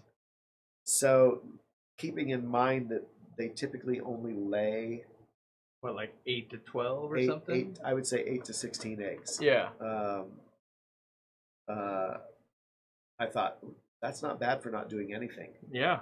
So now the front of the tank is clean, but everything else is pretty much the same. The fry I have netted out of there. They're in a fry tray now. They're eating anything I put in there. Aquarium Co-op's looking to buy. Yeah. But no, I got to get to the 2nd generation, remember? Oh, are you? Yeah. That's going to take, I won't get any for like years. Yeah. Maybe another 5 years. That's fine. It'll be worth the wait. Well, but there might be more coming. That's the hope, yeah. Right? That's the hope. Yeah. I haven't seen any new breeding activity, but it's like I haven't watched for it. Maybe that was the whole key. I do believe there's something to the watch pot never boils type of thing. Exactly, I agree. And I'm convinced in my own fish room, when I'm really breeding some stuff, the minute I focus on like, okay, yeah, I'm getting those in, I got to set up the tank and all that, and pretty soon, like 2 weeks later, you're like, all right, they're working back there. Because I kind of left it alone, and I'm like, yep, you guys are going to do what you're going to do. Yeah. But, I mean, there is something to say about, perseverance. Mm-hmm. I for sure, when they all cook, because you'd already done the 3-year wait twice. Right, that was devastating. I thought for sure you were done. Yeah. Really. And I mean, but I will say they're a bit, I hate to say it, but the L333s are almost exactly the same at 1 inch, except for they're black.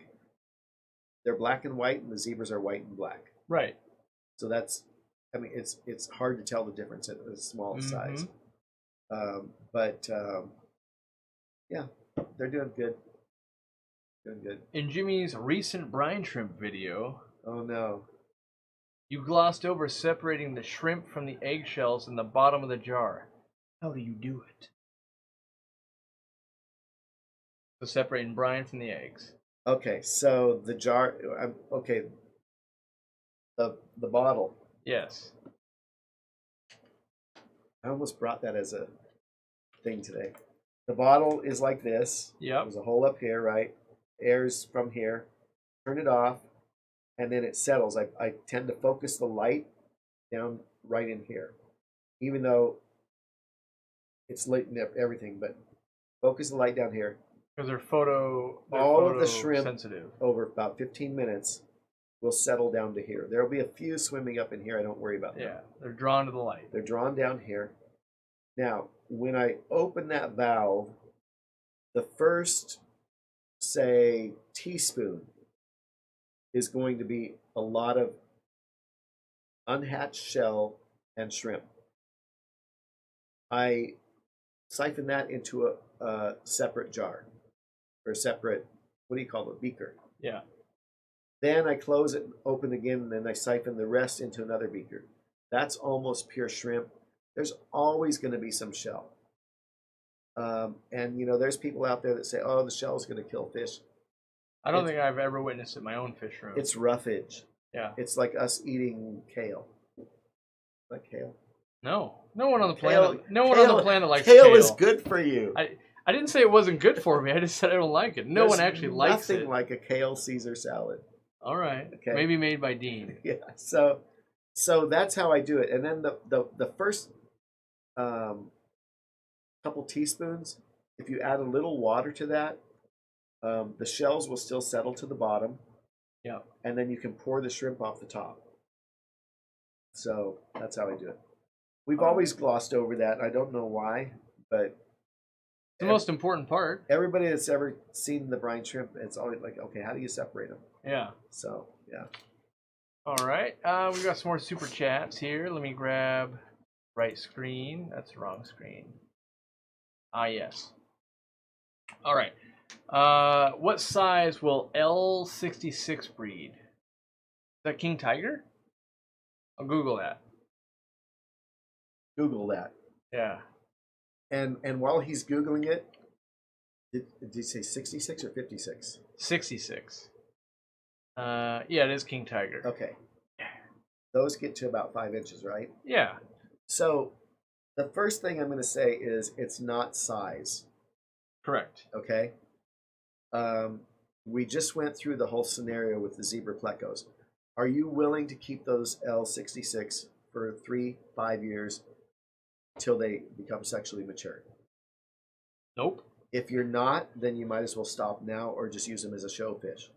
I have a couple of them in my fish room.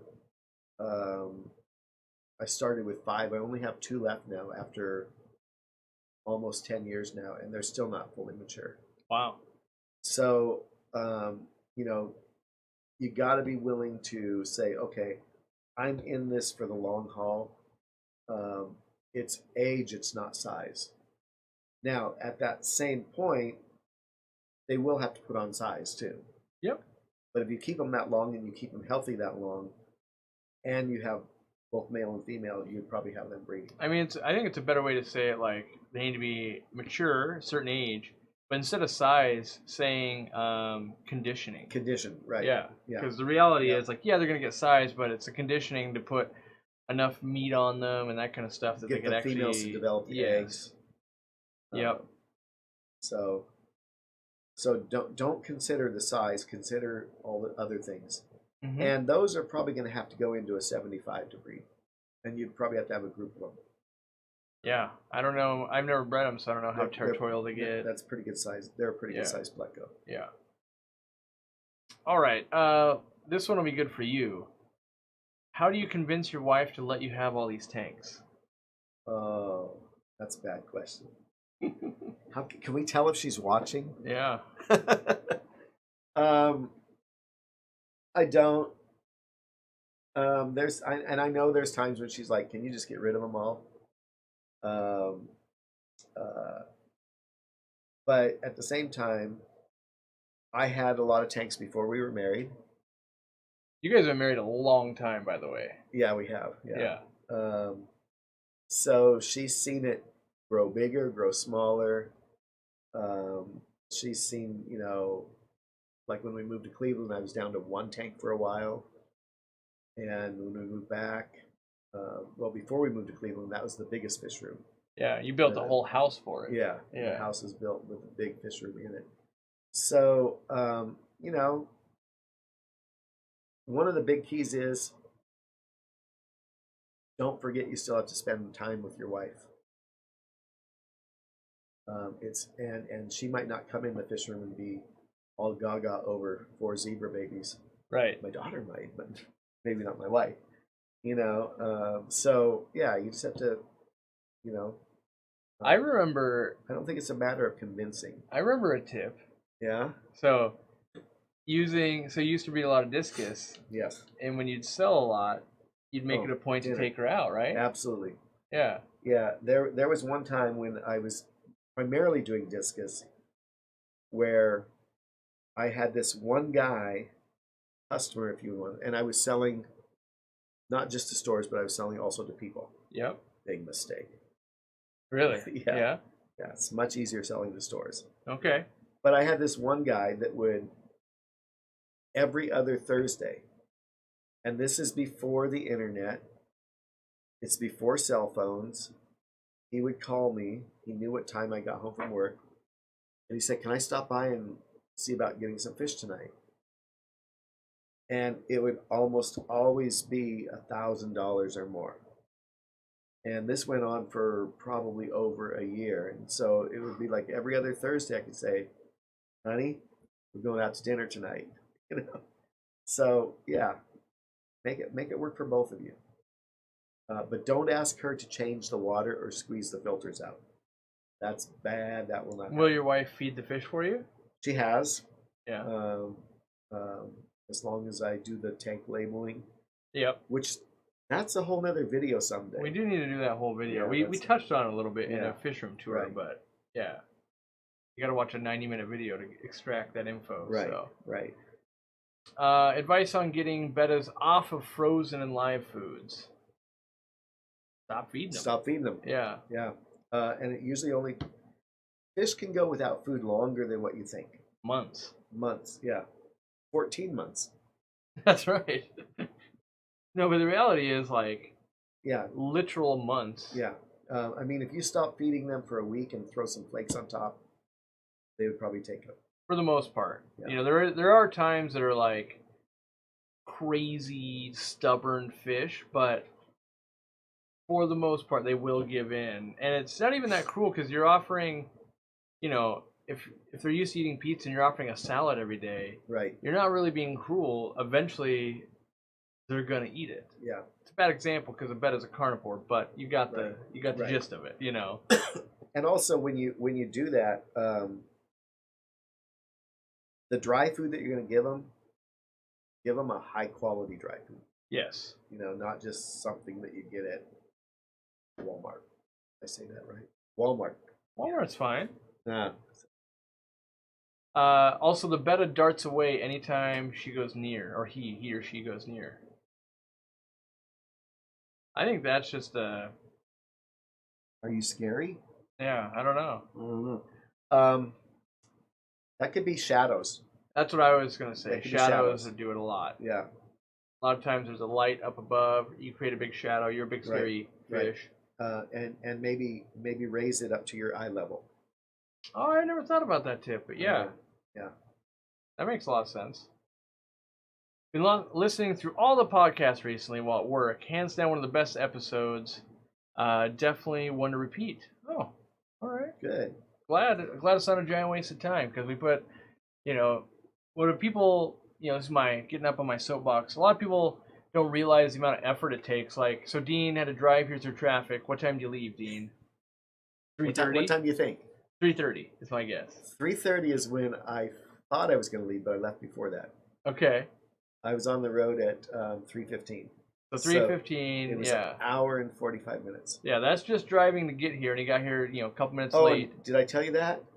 The commuter lane. Yeah. The pay-as-you-go lane or whatever. $10 per section on the way up here. And did you use it? I had to. Oh my god. The main line was stop. So all these super chats go back to reimbursing Dean because it's $10 every 2 miles or something. I was going to say more about 4. Okay, every 4 miles it was $10. And at first I'm looking at it, $10. Does that get me to? Oh no, that doesn't get me to I-5. Wow. That gets me to 85th, and then Yikes. So yeah.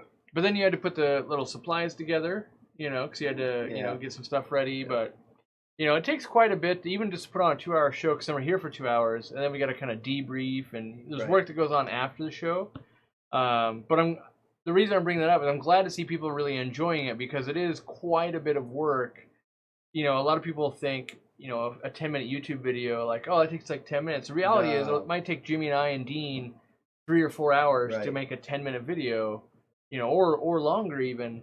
And so it's always good to get the good feedback of like, okay, yeah, all that hard work we're putting in makes sense. Yeah, $10 every 4 miles, not good. Yeah. I know, that was like, I was like, are you kidding me? Yeah, it would have been way more late, I think. So, all right, we got about 20 minutes left roughly, and let's see here. That ain't gonna happen, Candy. That's right. There's been an uptick on social media of breeders developing new bloodlines of bettas through wild-caught bettas. Can you talk a little bit about the process that might go into such an endeavor? Well, I don't know if they're developing new bloodlines, but they're not really developing new bloodlines. They're bringing wild blood into domestic fish, Mm-hmm. and I think that's really good. It definitely strengthens it as a fish, yes, genetically. Right. They still might then have to work on color. Sure. Because once you bring wild, you're losing some of the color. Mm-hmm. Right. So. But you also, I want to bring up, when you start crossing some of those bettas, you can also bring in a lot more aggressiveness. Right. Big time. Like some of them are very aggressive compared to what we keep. Like it's not that, you know, it's like the difference between your dog being a German Shepherd and then like a legit wolf or something. Like exactly. It's just another step of like, whoa, we're not messing around anymore. Yeah. So I'm all for. In fact, the red koi angels. Mm-hmm. Right now, I'm kind of thinking it's time I need to cross something into that strain. That's probably a good point. And I'm trying to think in my mind. I almost want to do like a double black. Right. But I want to find a double black that is a purebred double black, not one that someone just has one. If we can import some from that farm, they had some really nice ones. But even you'll see this in the video, they were selling, they call them velvet blacks, is what they call them. And they say, of all the angels they're raising, they are the most aggressive by far. Right.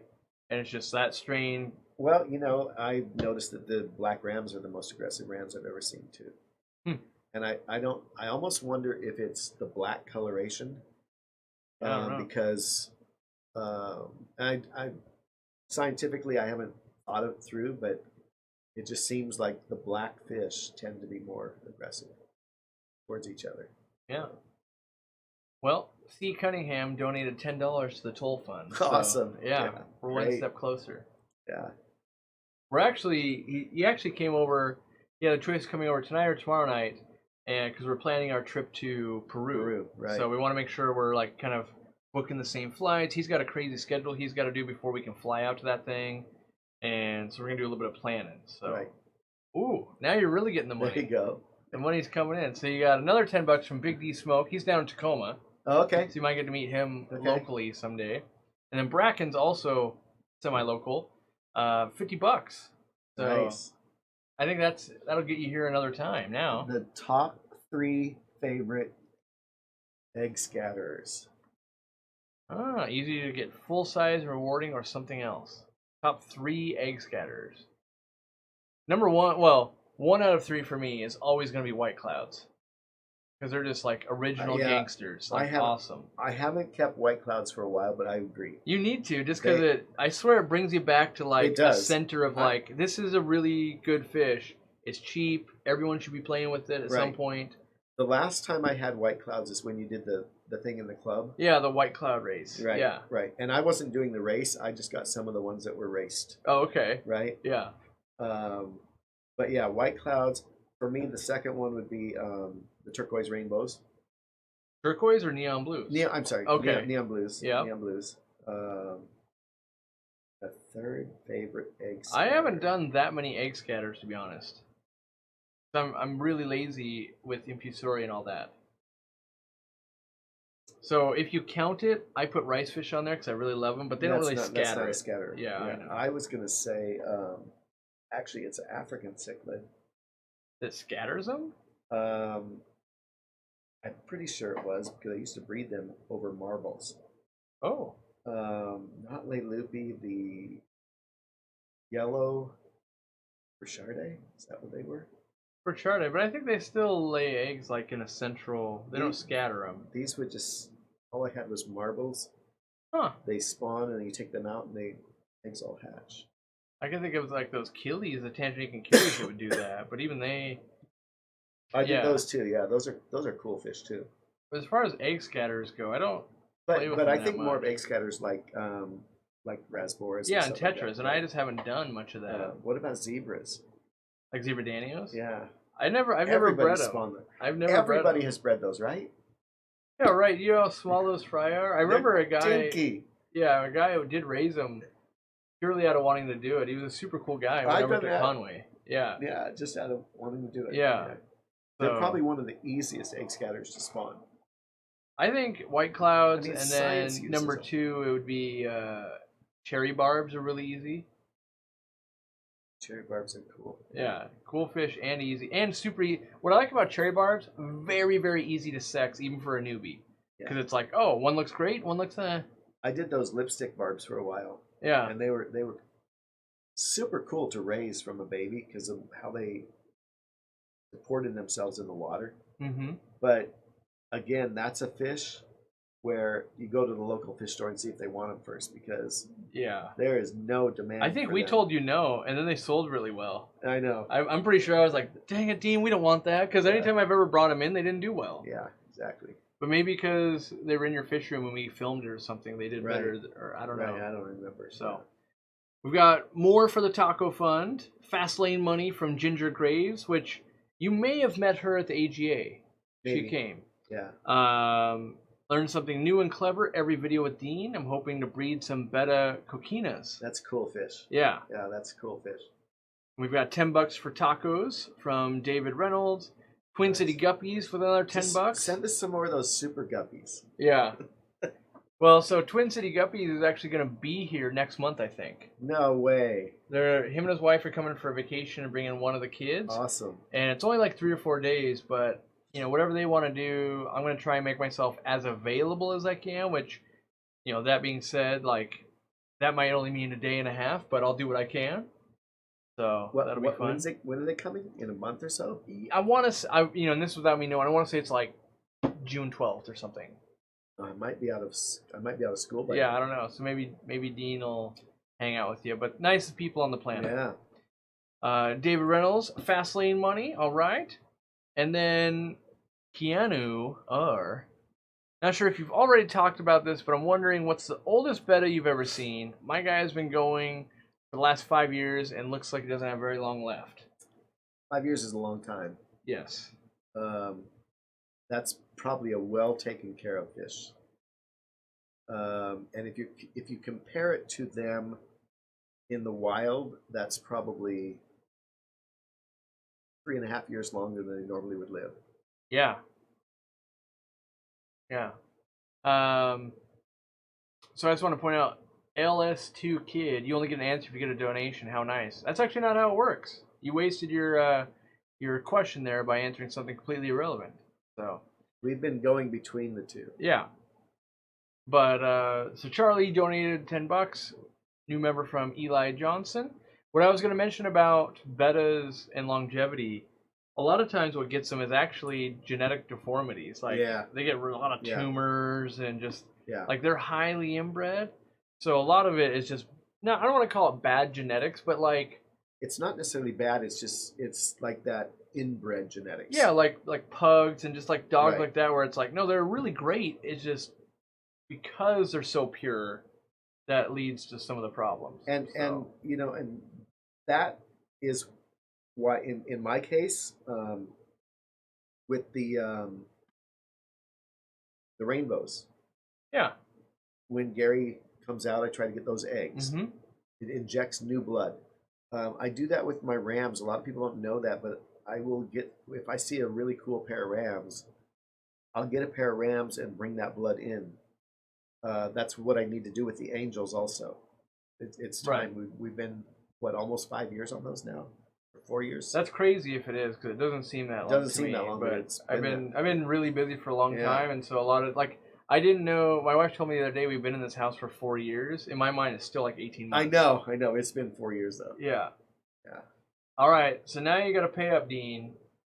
Dean, you said zebra danios are really easy to spawn. So how Right. do you get them to spawn? Well conditioned, lots of fresh water. I used marbles on the bottom because they're an egg scatterer. Yep. You want to keep the parents from eating the the eggs. Right. Or Yep. and sometimes you have to put like a what's that stuff called? Egg Egg crate. Yeah, or on lighting top of the diffuser. marbles. Yep. Because you want to keep the parents out of the marbles. Mm-hmm. No catfish because they'll eat all the eggs. No snails. No snails. So if they're well conditioned, especially if you condition the males and females separately, Yes. throw them in the breeding tank. It could be a 10-gallon tank for a group of maybe 6,000. say four females and 3 males, something like that. They're going to spawn themselves if they're well conditioned. Once the females look depleted, take all the adults out, and go about raising the babies that hatch. Yeah, that's where you're going to need green water, Green water, because they're just infusoria. very tiny fry. They are teeny tiny. Like, not almost. I would say almost not visible with the naked eye. Yeah. Like you Yeah. really got to have a flashlight and really be like, I think that might be them. And zebras are something that science has used them for years. Yeah. So there's so much information online about first foods. What's the little golden pearls? Yeah, golden pearls, different micron levels. Yeah, the 5-micron golden pearls are used a lot with zebras. And in fact, that's where that food I think was developed from. Could be. For that purpose. So Zachary says, could you describe what exactly you mean by conditioning? Yeah. See this? Yeah. That's well conditioned. Yeah, okay. You feeding, water changes. So typically... it's basically taking care of the fish. So one, like knowing water parameters would be a given. Like you got to know what they want. But then conditioning... So if we need a female to produce a bunch of eggs, we need it to have a lot of fats and proteins to be able to make those eggs and sustain it after it makes all those eggs. Right. So it doesn't deplete and to carry those eggs so that it's basically the female needs to be right. And like if we're conditioning guppies, if they don't get enough calcium, that's really where they start getting bent back. So they're using up all this calcium to make these eggs, and it's depleting it from their body. So lots of nutrients that it needs.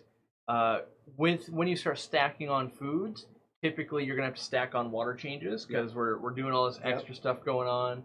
And conditioning might also mean separating, so that when you condition the boys and the girls, if you leave them together on a lot of species, they'll breed every day and they'll release some eggs every day, which taxes the body. So what it means is like if a female has to make 10 eggs every single day and never gets to rest, that's depleting nutrients out of her body. And it might be that the male or the catfish or another snail's eating it and she doesn't get the nutrients back. Right.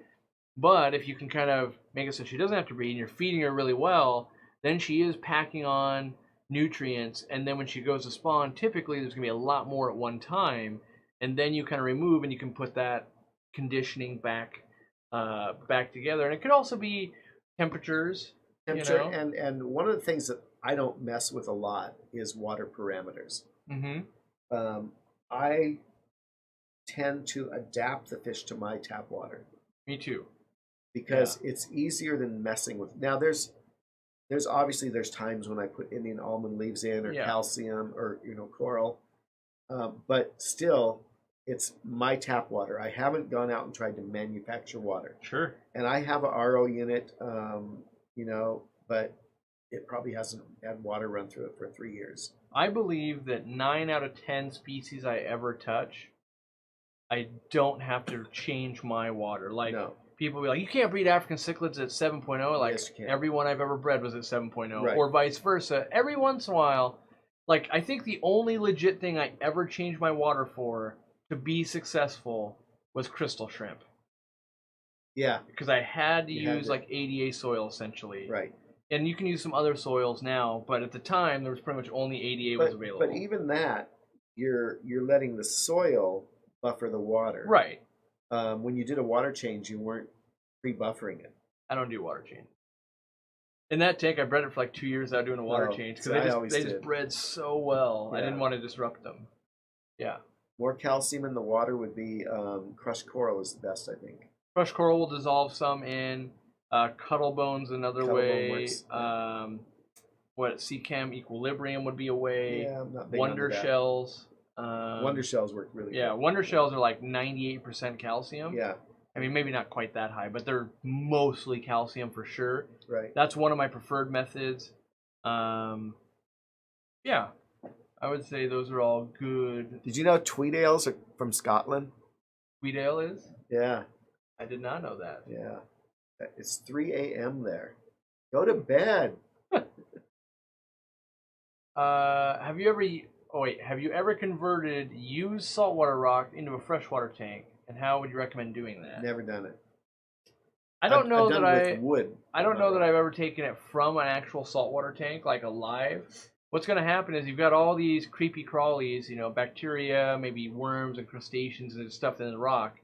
If you take it over to freshwater, it's going to die. There's going to be a lot of ammonia. Immediately die, right? Yeah. So that process, usually you'd want to soak it outside and do a lot of water changes, or let completely dry out. But that's also where you run into the problem with saltwater, where you let something dry out and you put it back into a saltwater tank, and it's like releasing nitrates and that kind of stuff because it's a factory.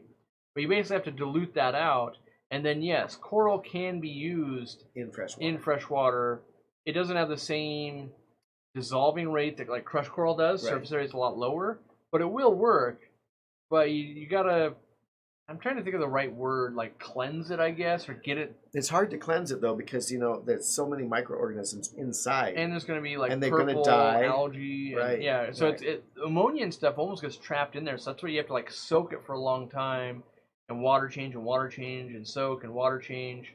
That being said, like if I put one piece this big in my 800 gallon, it would be fine. Right. But if you're gonna like set up a whole African cichlid tank with all that, yeah, that could be problematic. I'm not saying it is. It could be a problem. But a lot of the new stuff we can order in has already been pressure washed. It's probably already been bleached. Right.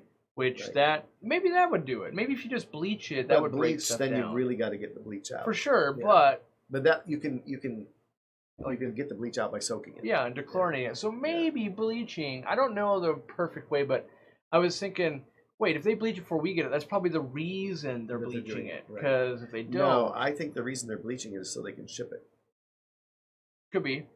The other thing that's you could fall right under that agriculture. The other thing you could try, I think, is maybe a potassium permanganate. I haven't played too much with it, but it should oxidize everything. It turns your hands purple. It does turn your hands purple. Yes, it'll oxidize everything, including your hands. So, and I have done that with a long time ago when collecting of saltwater driftwood for a freshwater tank. Killed everything. Nice. In really short order. There's so much that comes out of that. Yeah. So I would recommend against it. Not if you can, dodge it. Rami is from Egypt. I want to go to Egypt. It's not plural. Egypt. Yeah. So we've got. Oh, it's 7:00. DH super chatted a couple bucks saying thanks for the many live streams. I think next week what I'm going to do is I'm going to I took insane amounts of pictures while I was in Israel with the hopes of doing like a live stream and like check out this cool thing and let me talk about it, because when we do the video, it can be hard to really talk about stuff, but there was a lot, like just even talking about the 7 pounds of brine trip hatching each day and like looking at that picture and going, wait, what's that part? What's that part? Right. Because I was totally asking those types of questions and the camera wasn't always on. Sometimes it'd be like, I got to think of the English word. Right. And they'd be asking, then they would yell across and they would say the word, but the camera would never pick it up what it was. So, that kind of audio won't get used. So I'm hoping to put a good show together with that. Plus there's all the video, but a lot of editing's got to go on there. We've got a billion different angles, and it was a lot of running around. We did a lot of driving, and when I say we could only be at some of the farms like 2 or 3 hours, that seems like a long time until you see the magnitude of what we needed to film. Right. So like one of the farms, they bred, lots and lots and lots of guppies, but also swordtails and platies. And you're like, okay. But they also bred a mono shrimp, mass production. They also bred neon tetras, cardinal tetras, the black ram, all the other rams. Then they also bred different saltwater fish. They also bred like a prawn for like eating consumption. Yep. And they talked about a really cool thing on how they changed not the DNA, but the RNA, because only the males got big, and so they need to change. So they're like So that the females injecting the get big too. RNA. They do like 2,000 shrimp a day, so that when they breed, all the fry come out as male. But you have to take a female and then change the RNA, so that way when they come out, they all come out male. Like there's all this crazy stuff going on. Wow. And all that we couldn't nearly cover it. You're doing that I'm off next Wednesday, you know. Yeah, I'm gonna try to do that. You can listen in. I'm gonna try to do, if I can get everything lined up, like all the pictures and it's gonna take a little bit of. It takes a couple hours to put something like that together beforehand. Easy. But it should work. I'm hoping. I was gonna do that today, but since you were, we messaged last night and you were coming over, I was like, hey, let's do that instead. So cool. Last thing, Jester's Aquariums, first aquarium co-op purchase just made. Thank you very much. I appreciate that. That's what funds $10 toll roads, besides you guys pitching in. Right. And now we got to plan a trip to Peru. There we go. So. Yep. All right. And Dean's got to work in the morning, so we have to be quick about it. He said, I can't stay late. And I said, I won't keep you late. And so we're calling it now. Thank you, guys. New video in a couple of days. And then I think Sunday will probably be another video from maybe Florida. We'll see. I don't know how long it's going to take to get Israel videos done, because there's a lot of editing, closed captioning going on too. Like the accents are very thick for some people. So you have to. And so even Jimmy R, like, hold on, let's listen to it again. Oh yeah, that's what they're talking about. Because it might have been 6 days ago. I'm like, what was it? Oh yeah, I remember now. So it's gonna be a little bit of work. So, all right, good night. Thanks for showing up, and we'll see you next week.